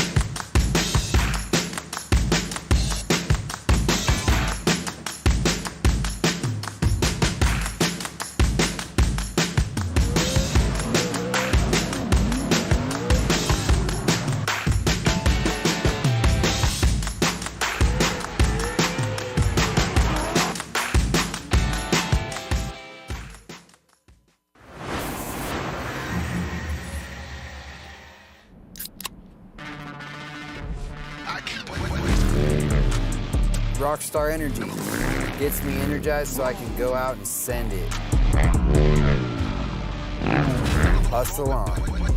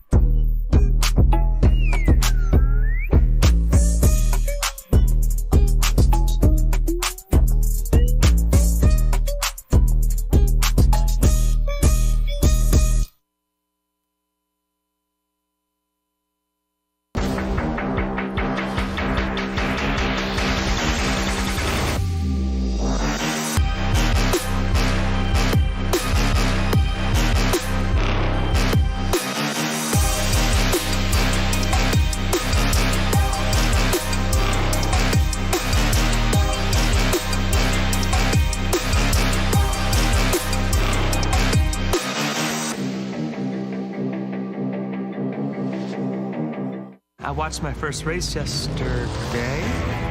You're on the team, kid. It's orientation day. Hey, new guy. Let's get you up to speed. Lunchtime.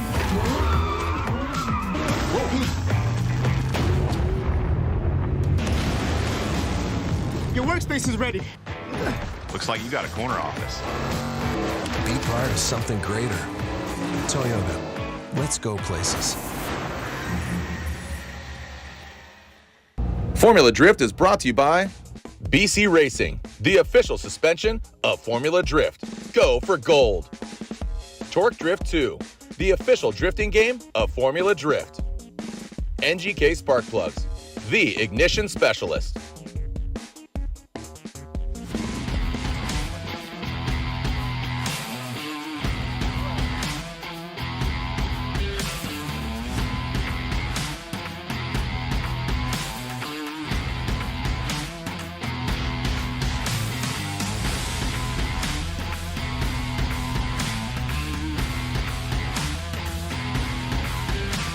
Wow, kind of out of breath over here, man. We're seeing the fans cheering on. Look at that over the Rockstar booth area. It's been awesome. Rockstar's been great. So thank you. I was running up the stairs. Oh, you're running some stairs today, are you? you get a break and you go run stairs. That's yeah, cool. I just go run stairs. You're all about working your out. fitness, huh? Yeah, just doing some training. So last year we had some drama between Field and Aasbo here, and this year we definitely have some drama between Field and Aasbo here. Okay. Yeah. It's what's going on? What's unfolding? Well, talking to the other judges, it sounds like everybody's on the same page. The red light came on, and it definitely should not come on there. That is not a decel area. It's an area where you should be on throttle, maintaining pace at the very least, but preferably accelerating through that area. And the red light did definitely come on from Aasbo's car as he made contact with the wall. So our hands are sort of tied in that sense. The data is working for us in this situation. It's giving us the information that we need to make the right call. So we can't make assumptions about what would have happened in the chase had this and that not happened. What happened is Aasbo went wide, tapped the wall. The car had a movement in it that was unnatural for the flow through there. The red light came on, which indicates a decel, which we don't want in that area, which then puts the fault on Frederick Aasbo. Wow, that's crazy. So obviously, Lantain talking about this. Let's go down on the track with the red. Well, I think Matt Field is one of the fastest drivers, and once he jumps out of the car, he is always jumping around. Matt, the car is now off the tow truck, and can you talk to us? Yeah, I know. I know. Can you talk about any of the damage that you sustained and what happened out on track? So because of what happened last year, we designed a whole new front end, and it looked like it took it from first glimpse, but we're gonna have to see when we get the parts off. Yeah, I was just there on the wall, right with Frederick, and it was kind of a similar situation where all of a sudden I was way too close, and I am pretty confident that like wheels touched when there was a bounce on the wall, and I was obviously wide open, so I almost drove myself into the wall, unfortunately, because, you know, we're both hooked, digging on the wall, and wide the hell open, so. Okay. So what have you instructed your team to do at this point? Yeah, we're definitely going to try to fix it. But I just don't know how bad the chassis is. That's the thing. We have a power steering leak, and I'm really hoping it's not the rack, because if it's the rack, it's a big job, and I don't think we can get it done. If it's not, then we could potentially go back out, try to finish the battle, and move on. Okay. Matt, thank you very much. Matt said there's a lot to live up to, a lot to live for, and he's doing just that. Jared, Ryan? What do you think? What are your thoughts, Ryan? Just elaborating, hearing what Matt says. Yeah, you know, it's always interesting to get the feedback of a driver right after a sort of exciting moment like that. They're behind the wheel. They're at the same, you know, he didn't really have a lot of time to think about what happened because he's over there trying to get the car on the flatbed and talking to his spotter, talking to his team, saying, you know, prepare this, prepare that. So I don't know if he's had a lot of time to think about what happened really. So these quick interviews like this give us a lot of insight into what they're thinking immediately post-crash without any kind of filter. You know, this is what I felt, this is what I saw. He said that as he was coming up to the wall, all of a sudden I was too close. And, you know, we're talking about that red light coming on, which indicates a deceleration, and that would, you know, give credence, I guess, to what he's saying, right? He's at angle, he's right behind Frederick. He knows he can't give Frederick an inch. If he lets Frederick get away at all, he'll never catch back up to him without having to make compromises, and that's not what you want to do. You want to be close from start to finish without compromises. So he's going to be as close as he possibly can to maintain that proximity early on, and all of a sudden there's a car that's not doing what it should in front of him, and he did the best he could to try to avoid going into, you know, full speed into the side of Frederick's car.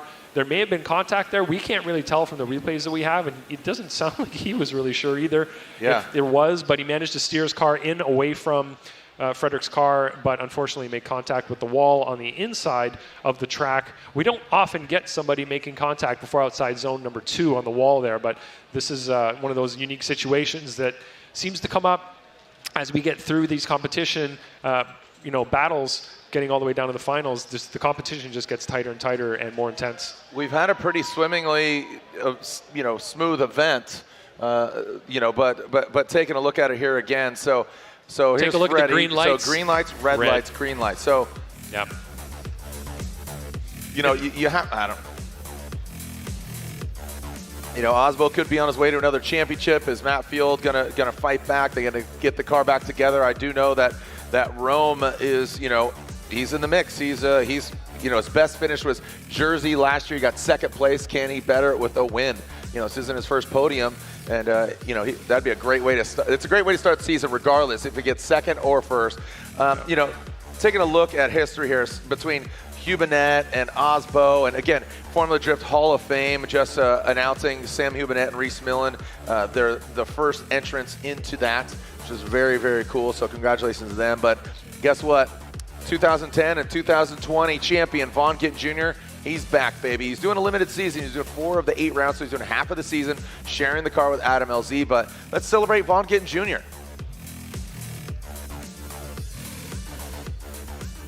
On its toes. Nice job by Ryan Turk, mirroring Vaughn Gittin Jr. A little bit off that clipping point is JR. Like to see him a little bit closer in proximity, but just a near perfect textbook run here. Close run by both competitors right now. Ryan Turk and Vaughn Gittin Jr. showing you what drifting is all about. Vaughn Gittin Jr. going to give chase. Who's going to move on and do battle against Rhys Millen for first place? Aasbo throwing it in on the 93. Nice on the rear clip from both the drivers. Yeah, nice job by Frederick Aasbo and Vaughn Gittin Jr. But look at this, Jared. Vaughn Gittin Jr. much more pressure than Frederick Aasbo was giving him in the first try. Already Vaughn Gittin Jr. cutting inside, and now Millen losing his line a little bit there, Jared. Millen could have utilized the whole part of the track. He only went kind of center track, but now he puts his car in all the right places. But Vaughn Gittin Jr. not backing down. Look at applying the pressure. Oh, cutting on the inside. JR takes away Rhys Millen line. He gets a little bit of a tap. Oh, and he gets a tap back. What is going on here? That was not a love tap. That is a hit podium. Rhys Millen gets second, and rounding out third, Tanner Fouls. We're here in Long Beach for the start of the 20th year Formula Drift here in 2023, and reflecting on some great moments. For me, 2010 was a year to remember. We had just had an epic reveal party at the Fantasy Factory. My first year with Monster Energy, the first year I had an official contract with Ford, and it was an event that was just electric, and we earned a win, our first win for Ford and Mustang here in Long Beach, and that set the tone for the rest of the year for me to earn my first championship. And a huge thanks to Ford for seeing it, believing it, and now they have a brand new Mustang with a drift brake that comes from the factory. So they clearly get it, and for that, I'm grateful. Whoa!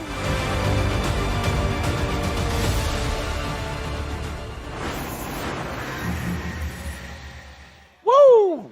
The signature Von Gittin Jr. woo. Yeah, he does it better. Okay. Well, he drives better than me too, so it's understood. Yeah. Yeah. Thanks. Yeah, this whole party, this traveling circus that is Formula Drift, headed to Atlanta. Absolutely excited. And yeah, excited to head back there, see some familiar faces, some really great people. So, all right, so you can see the fun haver area, my man Cody. All right, so things kind of winding down here, but guess what? They're still going to wind up because we're going to find out who goes against Rome between this battle of Matt Field and Aasbo. Again, tumultuous last year, and here we are again, so pretty crazy. So great car show over there. Shout out to my nephew Isaiah's in the building. Got T-Bone, got Tyson Bravo, my wife Stephanie, and again, every FD hard card holder, I bought you an In-N-Out burger. The In-N-Out truck is behind the podium. Go grab a beer from Evans Brewing and an In-N-Out burger. So if you're an FD hard card holder, go over there. I bought you a burger. That's on me. I literally paid for it. They didn't sponsor this. I'm gonna try to steal a second burger. No, yeah, don't be a narc, I'm gonna dude. eat Don't all want the burgers. They're checking hard cards, dude. Shoot. I bought everybody an In-N-Out burger. What if I don't take a beer? Can I have two burgers? No. Oh. No, just one Yeah, burger. guys got to try. Speaking of burgers, look at this. Look at this, gentlemen. You know, James Deane, Frederick Aasbo. Is Aasbo the greatest of all time? Is he the GOAT? You know what I mean? Like James Deane, he's back. You know, with that. Back here on American soil. I love his sentiment. He says, you know, this is where I've always wanted to be. I remember watching D-Mac, Darren McNamara. I remember D-Mac crashing really bad here as Saturn Sky back in the day. And just so much history.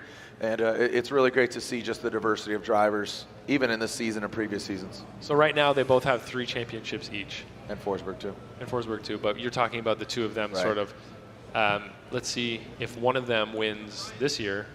They'll have 4, and they'll be the current best driver in the world, right? Yeah. And then we'll see how it goes. We're just going to have to swap them off. Yep. But it could be somebody else, too. You know, yep. It's not necessarily one of them. And look at Matt Field's car. They are taking that thing down to the chassis. Bones. Yeah. I don't know what the time clock looks like right now. He'll have 10 minutes plus competition timeout, which is 5 minutes.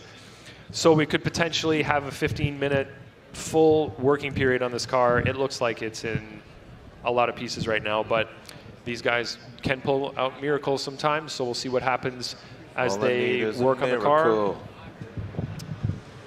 I'd like to get a shot of that clock if we can, but I know the drone's way up in the air.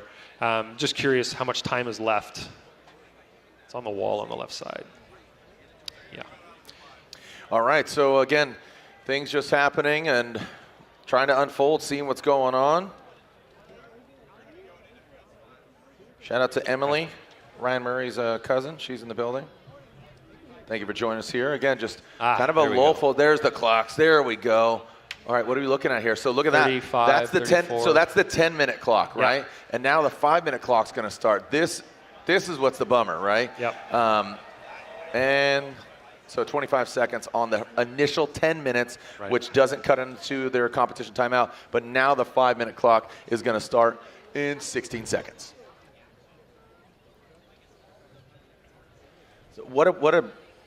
Gosh darn it. Such a bummer. Look at that black tracks on the car, man. I haven't seen black tracks. Factory 83. Shout out to Ian for the factory. Texas Speed has been supporting Matt for quite a while.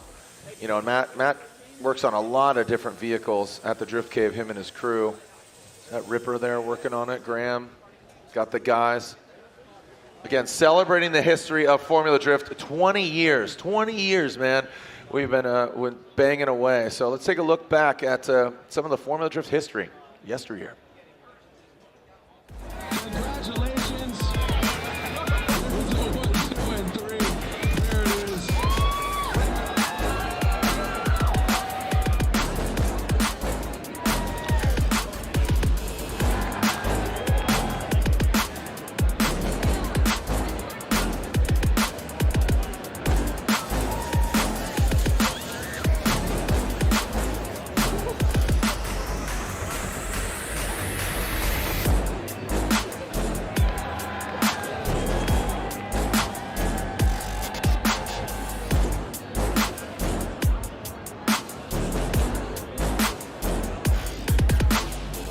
I'm Jared Deane, and I'm joined by my co-host, Mr. Ryan Sage. Ryan, we have a beautiful day, a great track. I guess it's a win-win the way you look at it, but man, this is gonna be... Oh!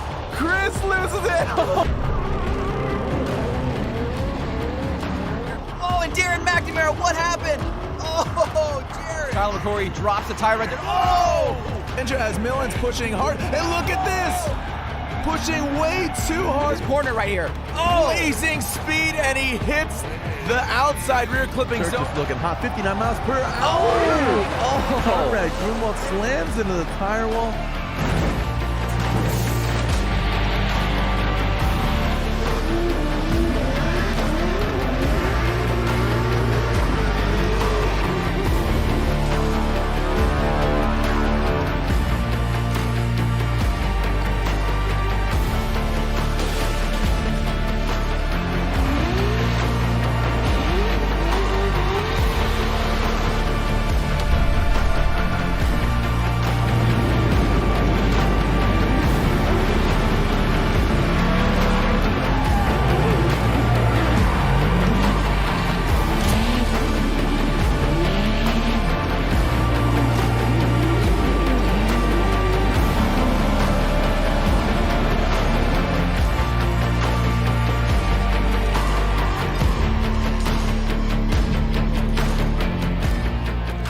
I would like to see us continue to kind of move on the trajectory that we're on and continue to sell out events, grow the drivers and their programs, grow our audience, our live stream viewership, all the things that are important to us as a business. I'd love to see that continue to grow. And at the same time, what's important is that people are achieving their dreams.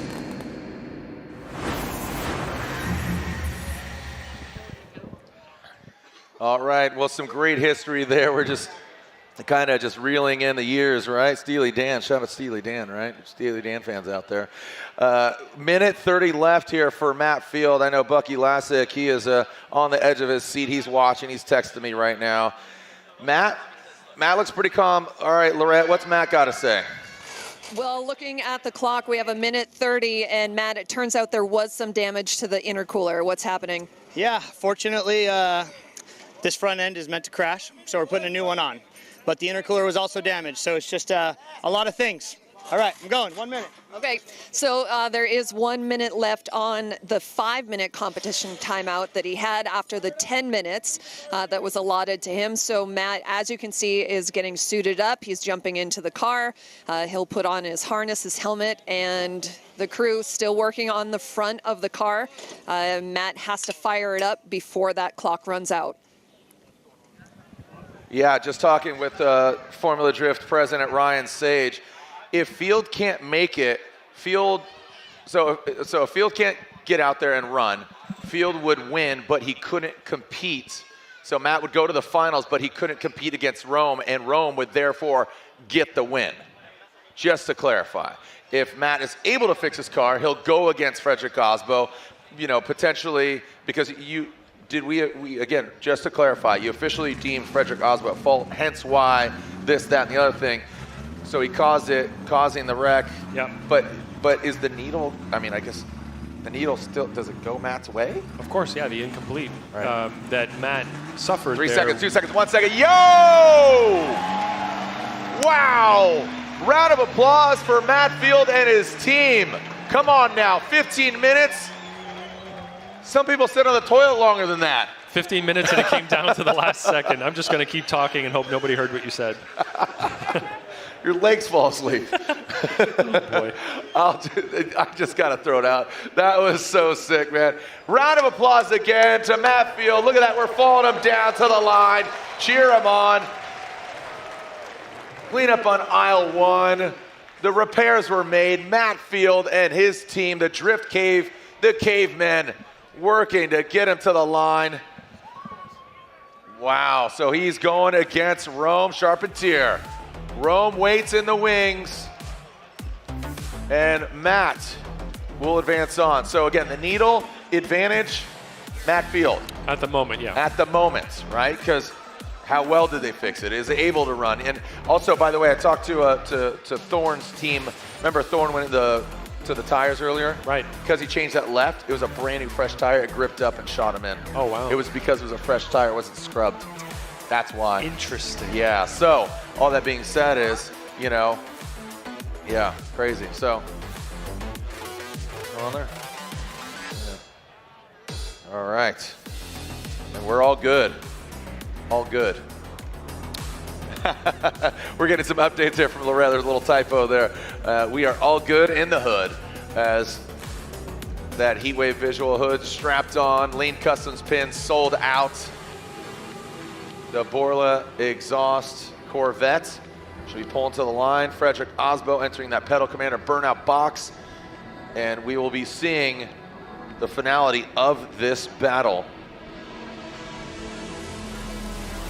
All right, so Rome Charpentier, the entirety of the season. Again, next stop, Atlanta. Get the latest Type S merchandise today at the Formula Drift merch store here in the building and throughout this season. You got the Larry Chen light, you got battery packs, you got charge, you got underglow, you got so many different awesome items. Again, Formula Drift, the official vehicle lighting of Formula Drift, Type S. Type S Final 4, and then the Type S Finals are upon us. There's Freddie, there's Matt. Man, these guys just love getting into it here in Long Beach. And here we are again, your 3-time and defending Formula Drift champ.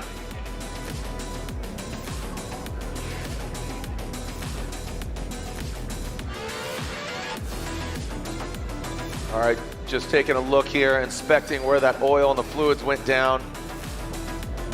Still a packed house here. Thank you guys for sticking around. How we doing out there, Long Beach? I can't hear you.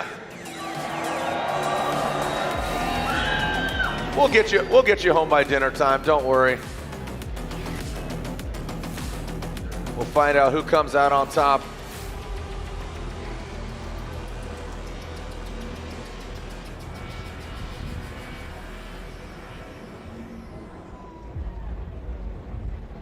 All right, so it looks like I believe the drivers are going to test that one spot there right before going into outer zone 2.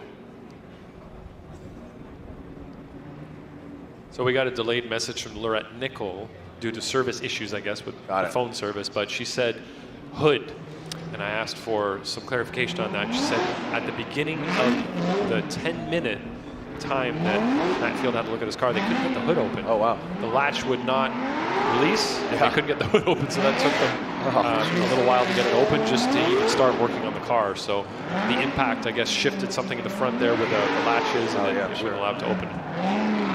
All right.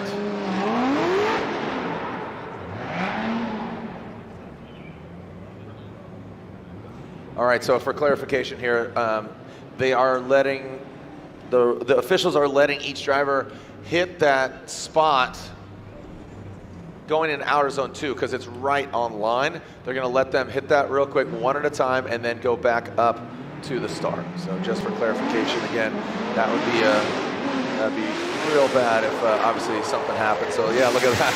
Minus the hood, minus the front bumper.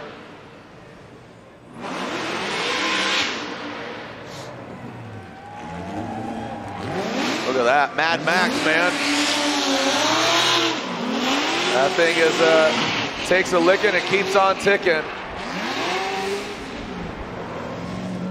All right, saw Matt go through where they laid the kitty litter down.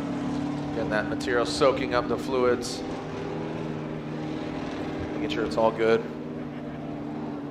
And it's also giving Matt the opportunity to make sure his car is functioning after that hit. Absolutely. You guys want to do another wave? He said no. Who said no? All right, you sit down while the other guys do a wave, okay? You think about that decision, okay? Why don't you just sit down and think about not doing the wave, okay? 1, 2, 3, started near the bridge. Let's go. Send it. 1, 2, 3, go. There we go. Atta boy, atta girl, atta kid. Here comes Frederick Aasbo. He's going to rip through that spot, make sure it's good. Bill, commit to the wave, Bill. You got to put your hands up. Put your hands where my eyes can see. Busta Rhymes said it one time. It's going all the way through. Come on now. Don't get lazy on me. We're going to find out who wins here at Long Beach. There you go. We did the zombie there. Well done. Keep it going all the way through until they send it here. Who's going to the finals? Who's going against Rome? Come on, you've been sitting here. You got to work for it. You got to burn them to earn them. Talking about calories, talking about champions, talking about winners, talking about Formula Drift, baby! All the way to the waterfront, Long Beach, Strong Beach. Down to get the friction on. Let's go. All right, keeping it going. See some jackets coming on, the wind whipping up a little bit. Ryan, you threw your jacket on here. Oh, look at this, keeping it going. Liking it, loving it. Want some more of it. They're in the Pedal Commander burnout box. Matt Field, Frederick Aasbo. Saw a crazy incident unfold. Matt goes into the wall. The needle is going the way of Matt Field. He's gonna die. Oh, 2 people, 3 people, 4. Okay, 11. Oh, there we go. Oh, little premature wave there. Little premature. Now we're getting, oh, dude, rip curl. It's coming back. Okay, stop. Everybody stop real quick. We're gonna do the sound wave. Everybody stop. Everybody sit down. Okay, relax. We're gonna do the sound wave. So on 3, you're gonna start, instead of putting your hands up, you go, woo, like Vaughn Jr., okay? It's called the sound wave. It's gonna start exactly where the wave started, but just an audio wave. So you just go, woo, when it comes your way. Okay, ready? 1, 2, 3.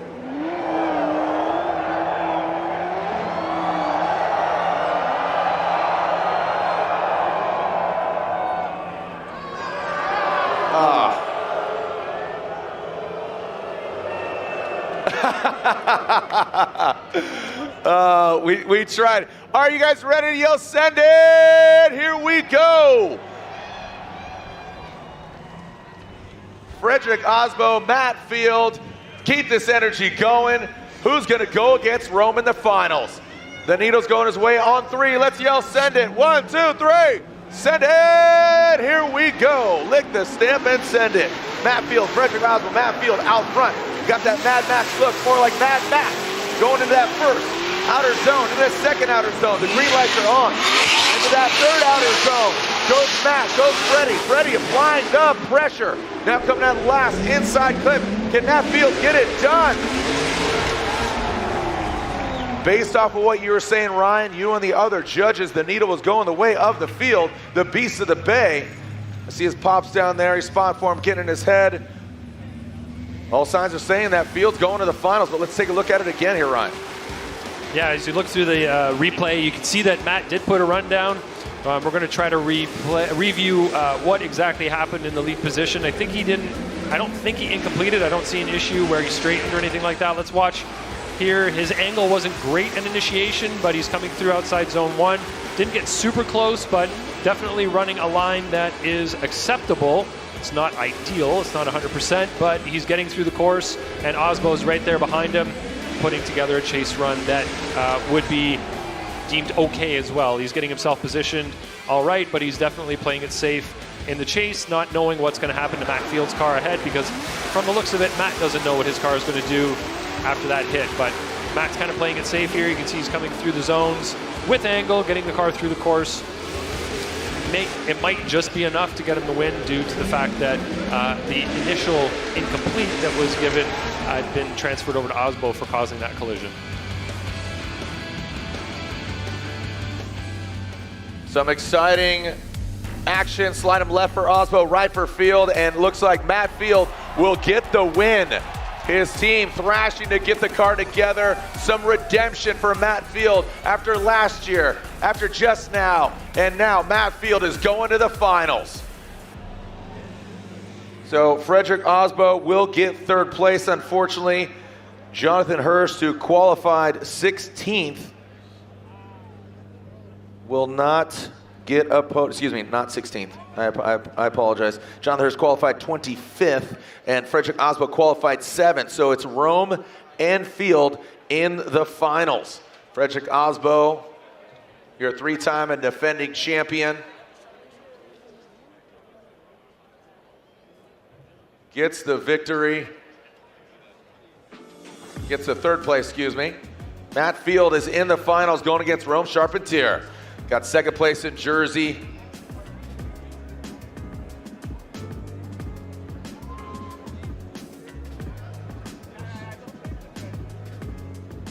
All right, the finals are set. Matt Field, see if he can button up maybe a little bit more, kind of tighten the screws, twist the screws while he's kind of getting his mind right. Rome's been chilling. He's been hanging out. Potentially getting iced. He's been waiting a long time. Right. You know, the track conditions are probably changing now. There's shade where there was once sun on the track, outside zone 1 and outside zone 2. So could potentially have some different conditions than what Rome was used to when he was last on the track. For clarification for the fans or those that kind of weren't paying attention, on, you know, at first glance you think like, oh, Field crashed, he's out. But what you and the judges, the other judges, dictated was that basically Freddie caused the crash, therefore Field couldn't go anywhere, and he had the advantage, ripped through on that second run. Elaborate a little bit more as we take a look at the replay. Yeah, when you look at when a crash is caused, you look at who caused it, what was the cause of that crash. Right. And in this case, due to the decel light coming on as Aasbo hit the wall there in outside zone number 1, we have to associate Matt Field's incomplete due to avoiding contact with Aasbo because Aasbo's the one that was deemed at fault for the decel and causing that issue. So sometimes when something like this happens on the track, you can sort of transfer the responsibility for a crash or an issue or something like that happened on track to the driver that was at fault. Now that driver may have got away scot-free in this case, you know, physically. I mean, Aasbo tapped the wall, got through there, no problem. Matt spun out and did hit the wall on the inside. So the fact that Matt's the one that spun doesn't mean that he's the one that is giving the incomplete. Look at that, Rome, ready to go, getting his mind right. All right, so let's go down to Lorette Nickel, who is with our 3-time champion. Frederick Aasbo getting out of his car, and well, Freddie, at this point, I'm not quite sure of the right thing to say, but what are you processing at this point? You win some, you lose some, right? I obviously made a mistake, tapped the wall too hard. You know, that's all on me. I also think Matt was probably a little too close right there. Hot and heavy, and with that slight correction I had, he made a correction, so I'm sorry for sending him. Well, at least it wasn't as crazy as last year, so, but I was probably involved in this one. So he moves on. We still had a great weekend here. Started off a little slow and not dialed, but we were able to make progress, and we're happy to be on the podium today. Okay. So the judges were saying that your red light, the brake light, came on once you tapped the wall. Did you feel that you hit the light, the brakes? I had never hit the brakes, but that little tap definitely probably meant for a correction in the car. What I probably should have done is tilted that box down so it was always on green. But no, it's cool to see new technology like that. It's obviously going to be instrumental in hard calls like that. So we're only seeing the start of it, and at the end of the day, it's up to me to not hit the walls, just get close to them. Right. How do you reset going into Atlanta? So now I'm gonna go home from here with some good baggage and some learning lessons, and I have a love-hate relationship with this track. It's such a challenging track to do right, but at the same time, it's such a crazy spectacle with all of you guys being out here making it the circus as it is. So thank you to all of you for sticking around tonight. Frederick, thank you so much for always being so gracious. Ladies and gentlemen, your 3-time defending champ, Frederick Aasbo. Yeah, hey, if you know, taking a look at it last year, it was Freddie being too aggressive, the nose of his Supra. So this is the final last year, and doink. Yeah. So he didn't let. So you're saying next year's going to be a real good one? Yeah. You know, you see Freddie go. He owned it. He was like, yeah, I got too aggressive. You know, Exactly. and so Freddie kind of saying, hey, I think Matt was a little too aggressive. Hey, man, everybody wants to win. You know what's at stake. You want to start the season off on the right foot. Hey, you know what? The finals are here. Let them know you're out here. Formula Drift. I know Kenny Appel's excited. Kenny's ready to tear this thing up, and as we are ready to see who's going to get the win, Matt Field or is Rome Charpentier going to get his first ever Formula Drift win? The garage instinct, my wife called it. She says Rome's driving really well, but she's also rooting for Matt Field because she's on that Momo and Forge Star kit. So Forge Star wheels on the corner, Momo suit and seats. Let's see who comes out on top. Again, Matt wants some redemption. Ryan Turk knocked out early, #1 qualifier, taken out by Jonathan Hurst. That was crazy. I'm excited for the season, man. It's only going to get better and better. And all this close proximity, the drama that comes from the impacts, the collisions, and all of that. We won't have any walls in Atlanta. Well, I suppose there's one near the finish line that sometimes gets reached. They find it. Yeah. They find the wall. But generally, there are no walls in Atlanta. It's just tire drops, a little more forgiving, spin outs, and things Yeah, like that. kitty litter. Kitty litter, yeah, dragging all that onto the track. So, but it's a whole other set of challenges in Atlanta because of the speeds that they achieve at initiation. You know, looking at 100 miles per hour plus sometimes at initiation. So. Yeah, that comes with its whole set of challenges as well. But just those cars coming up the hill towards the horseshoe, full throttle, that is a spectacle in itself. Love Atlanta and all the fans out there. So looking forward to round 2. It's coming up quick. Yeah, May. I mean, in what, a month? Like, I mean, yeah, just about a month. A little over a month. We're going to be out in Atlanta. Who's joining us at Irwindale here in the building? Thank you, Brian. Bill, you're coming to Atlanta? Right on. Good man. Big Bill Baldwin. Well, I'll be there. 20th year, man. And that's where it all began, 2004. And here's the 20 more, baby. We ain't going anywhere. Just keeps getting better all the time. So thank you, guys and gals. Rome Charpentier about to throw down against Matt Field. There he is. There are the cars entering that Pedal Commander Burnout box, the 2023 championship. There will be a points leader in just a little bit. Who's it gonna be? I mean, you gotta, you know, like I said, did Matt twist the screws a little bit? Did he tighten up? Did he feel something? Did he feel right? I mean, to be quite honest, he looks great outside of missing his front bumper and his hood going against Freddie in that last battle. Yeah, he wasn't hitting all the zones the way he should be. He wasn't driving the way he was prior to the wall hit. So you have to wonder if that first run was just a safe run because he knew he didn't need to lay down a burner of a run. He was going up against a driver that was sitting on an incomplete on the previous run. So was that a safe run on purpose or was it a safe run because the car wouldn't perform the way he wanted it to? We don't really know. Only Matt knows that, so we'll have to see what happens here. This could be a great opportunity for Rome if he's going up against an injured car that isn't performing the way it should be. It gives Rome potentially, if that's the case, an opportunity here to really shine and take advantage of that. So we're going to see very quickly here what Matt's able to do.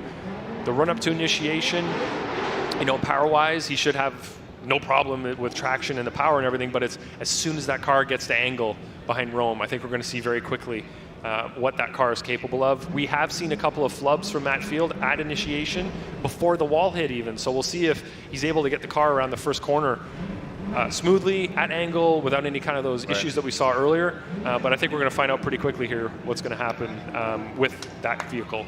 Absolutely. We'll find out the state of the nation, the state of the beast from the Bay. Rome Charpentier, are you ready to yell, send it, Long Beach, make some noise? On 3, let's yell, send it. 1, 2, 3, send it! Rome Charpentier with the higher qualifying position. Remember, Matt Field had to go for the second qualifying run to get in it to win it. And right now, here he is.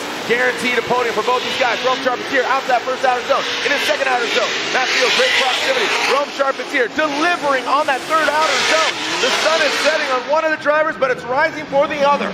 Into that last inside clip. Great run from both the drivers. Rome is automatic right now. He is driving on a level I haven't seen of consistency that I haven't seen from him before.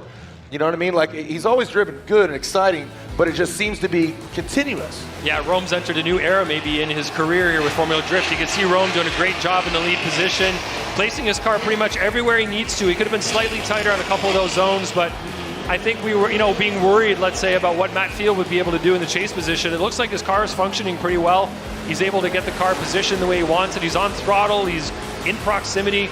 He maybe missed those two zones there slightly, just kind of taking a little advantage of a tighter line to maintain proximity against Rome, but he's getting the car placed pretty well through the inside clip. Rome was off that inside clip a little bit, but overall, look at the initiation here. They initiate really well. That's good mimic from Matt Field in the chase position, but you'll see here he doesn't, Rome, doesn't go all the way out to outside zone 1 or 2.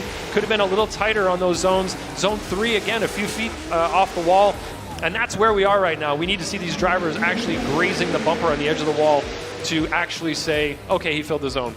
3, 4, 5 feet off the wall, and that is not ideal. So we did see some space there from Rome Charpentier on zone 1, 2, and 3. So in terms of what Matt Field needs to do right now, he does have an opportunity to better what Rome did. He can get deeper in 1, 2, and 3 and really put an exclamation point on that transition under the bridge. That'll give him an advantage in the lead position. In the chase position, Rome needs to stick it to Matt and follow him wherever he goes. We want the back of the car to match Matt's back of the car. So we want smoke lines blended throughout the course. Here we go, Matt Field initiates. Is this the final battle? Are we gonna get a victor? We go one more time. Matt Field, wow, works his way all the way out to that first outer zone into the second. Rome a bit shallow as Matt Field drags it into, oh my gosh, right on that third outer zone. You asked, he delivered. Absolutely insane. Matt Field that was a 100-point, I'm just gonna say, that was a 100-point qualifying run. That was gangster. Absolutely rock solid. Watch it. He doesn't get into the wall. He glances it 1, 2, 3, and the way he executed that last inner clip, I'm gonna be honest, that's probably the best we've seen from any of the drivers today. Let's look at this up close, Jared. Great job on outside zone 1. You can see Rome right there, but Rome does not go out to outside zone 2 where Field does. Field gets all the way out to 3, grazes that wall as well. Rome is right there with him, but he does make a couple of compromises on line to keep with Matt Field. And maybe that hit from Matt Field on the wall earlier was what he needed to just loosen up and drive the car a little more aggressively without any kind of concern. He just went for it. He's potentially saying, you know what, the car has already been in the wall once. What do I have to lose? And he's really throwing the car at the wall here. Great initiation, a couple of little tight handbrake pulls there, short, little graze of the wall. Outside zone 2, very close, maybe a foot away. Nice and deep on outside zone 3, probably grazed the wall there as well. So that was an awesome lead run from Matt Field. Rome was right there with him, but did make a couple of compromises in the chase position. All right. If we have a winner, we'll bring him down here. If we have a winner, we'll bring him right front and center.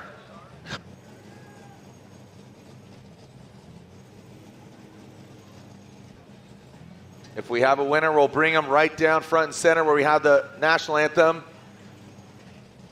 All right, so sounds like we're bringing him down here. We got a winner here at round 1 of the Formula Drift Pro Championship.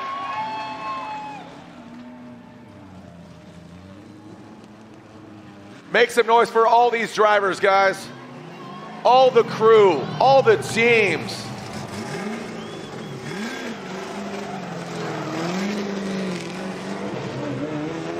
Our podium ceremony is right here behind the main grandstand. If you want to join us, pop the champagne.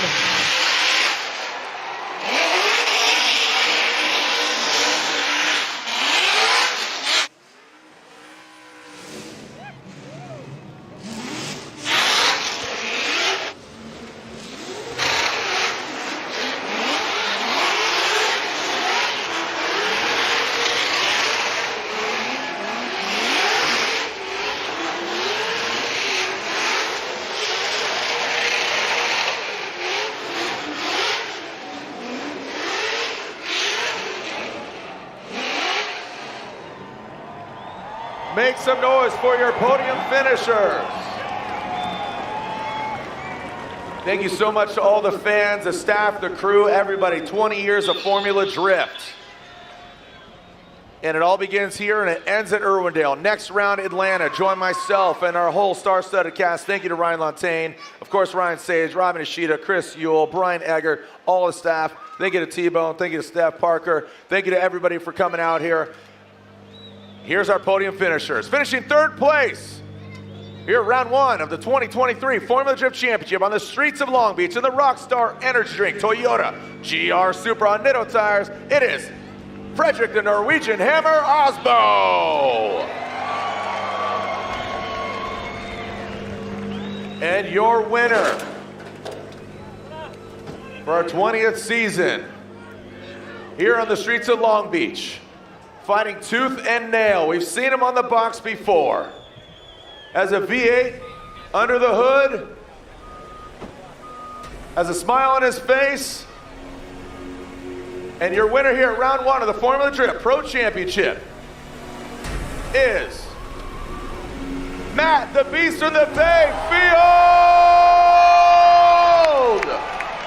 The Porla Exhaust Heatwave Lean Customs Drift Cave Corvette is your winner here in Long Beach. That means second place from San Diego, California, La Costa, Garagistic, putting Vitor on the box for the first time is Rome Charpentier. Rome Charpentier, second place here in Long Beach. It's GT Radial, Vitor, and Nitto, 1, 2, and 3. Congratulations to our drivers again, GT Radial, Vitor, and Nitto Tire. Obviously the consumable out here on track. Thank you so much, Ryan. Your thoughts? Great event. See you in Atlanta. Heck of a way to start the season, Jared, and I cannot wait for Atlanta. I hope to see everybody there. Thank you so much, Ryan Lantagne. Thank you to Lorette Nickel. Speaking of Lorette, she's down there with our winner now. Thank you, Lorette. Hey, Matthew, turn right around. Congratulations, your first Long Beach win. I know this has been waiting for this moment. And it felt like everything was moving really, really well together. The first battle you had against Chris Forsberg, and after that, you just kept fighting. I was worried about the top 32 battle, not gonna lie. Anytime you go against Chris, you gotta bring it, 100%. And, you know, being a little bit discouraged with qualifying, for sure, didn't put me in exactly the right headspace, but I left that shit at the hotel and showed up because, yeah, every battle was difficult, and every battle was a high-profile battle, and anybody can win. Like, I think we've all said it a million times. Any 20 dudes can show up and win, you know? You really just don't know. And to get to win at my favorite track. And this is my absolute favorite track, and you guys are the absolute best crowd. Absolutely. It feels the best. And, quick shout-out to Cad Chris and Cage Kits, because the only reason why we were able to get back out there is because that crushable tube front end that I've been bragging about on my social media. Cage Kits and Cad Chris from Part Shop Max. Honestly, you guys made it happen because that thing took the hit, new intercooler, new parts, and we were back. So that's a testament to the upgrades that we've made, and finally. And it's such a testament to your team as well. You said that over the last 2 years, you've realized you're where you are because you're putting the work in. And again, you get to prove that here today. I'm putting the work in, and so is the team. Never for a second did they think that they couldn't get it back together, but we also knew what was on the line, so it couldn't go back together wrong. So it was a very, very high-profile deal. And special shout-out to Alec. He's my new crew chief this year. He works full-time next to me, literally right-hand man at the shop. And that guy straight up made it happen. Never got nervous once, never missed a beat. I don't even know if you cross-threaded a bolt, dude. You did pretty damn good. Ladies and gentlemen, put your hands together. Your winner of 2023 Long Beach, Matt Field.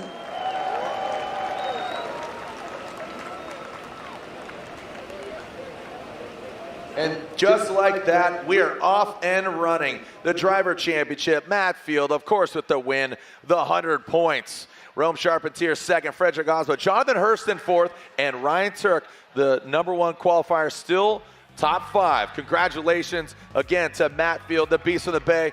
Let's go pop some champagne. Congratulations, Rome, down there. Thank you. Congratulations to our Formula Drift fans. We'll see you guys in Hotlanta, baby. I'm Jared Deane. We'll see you online, or we'll see you another time. Send it, Formula Drift Nation.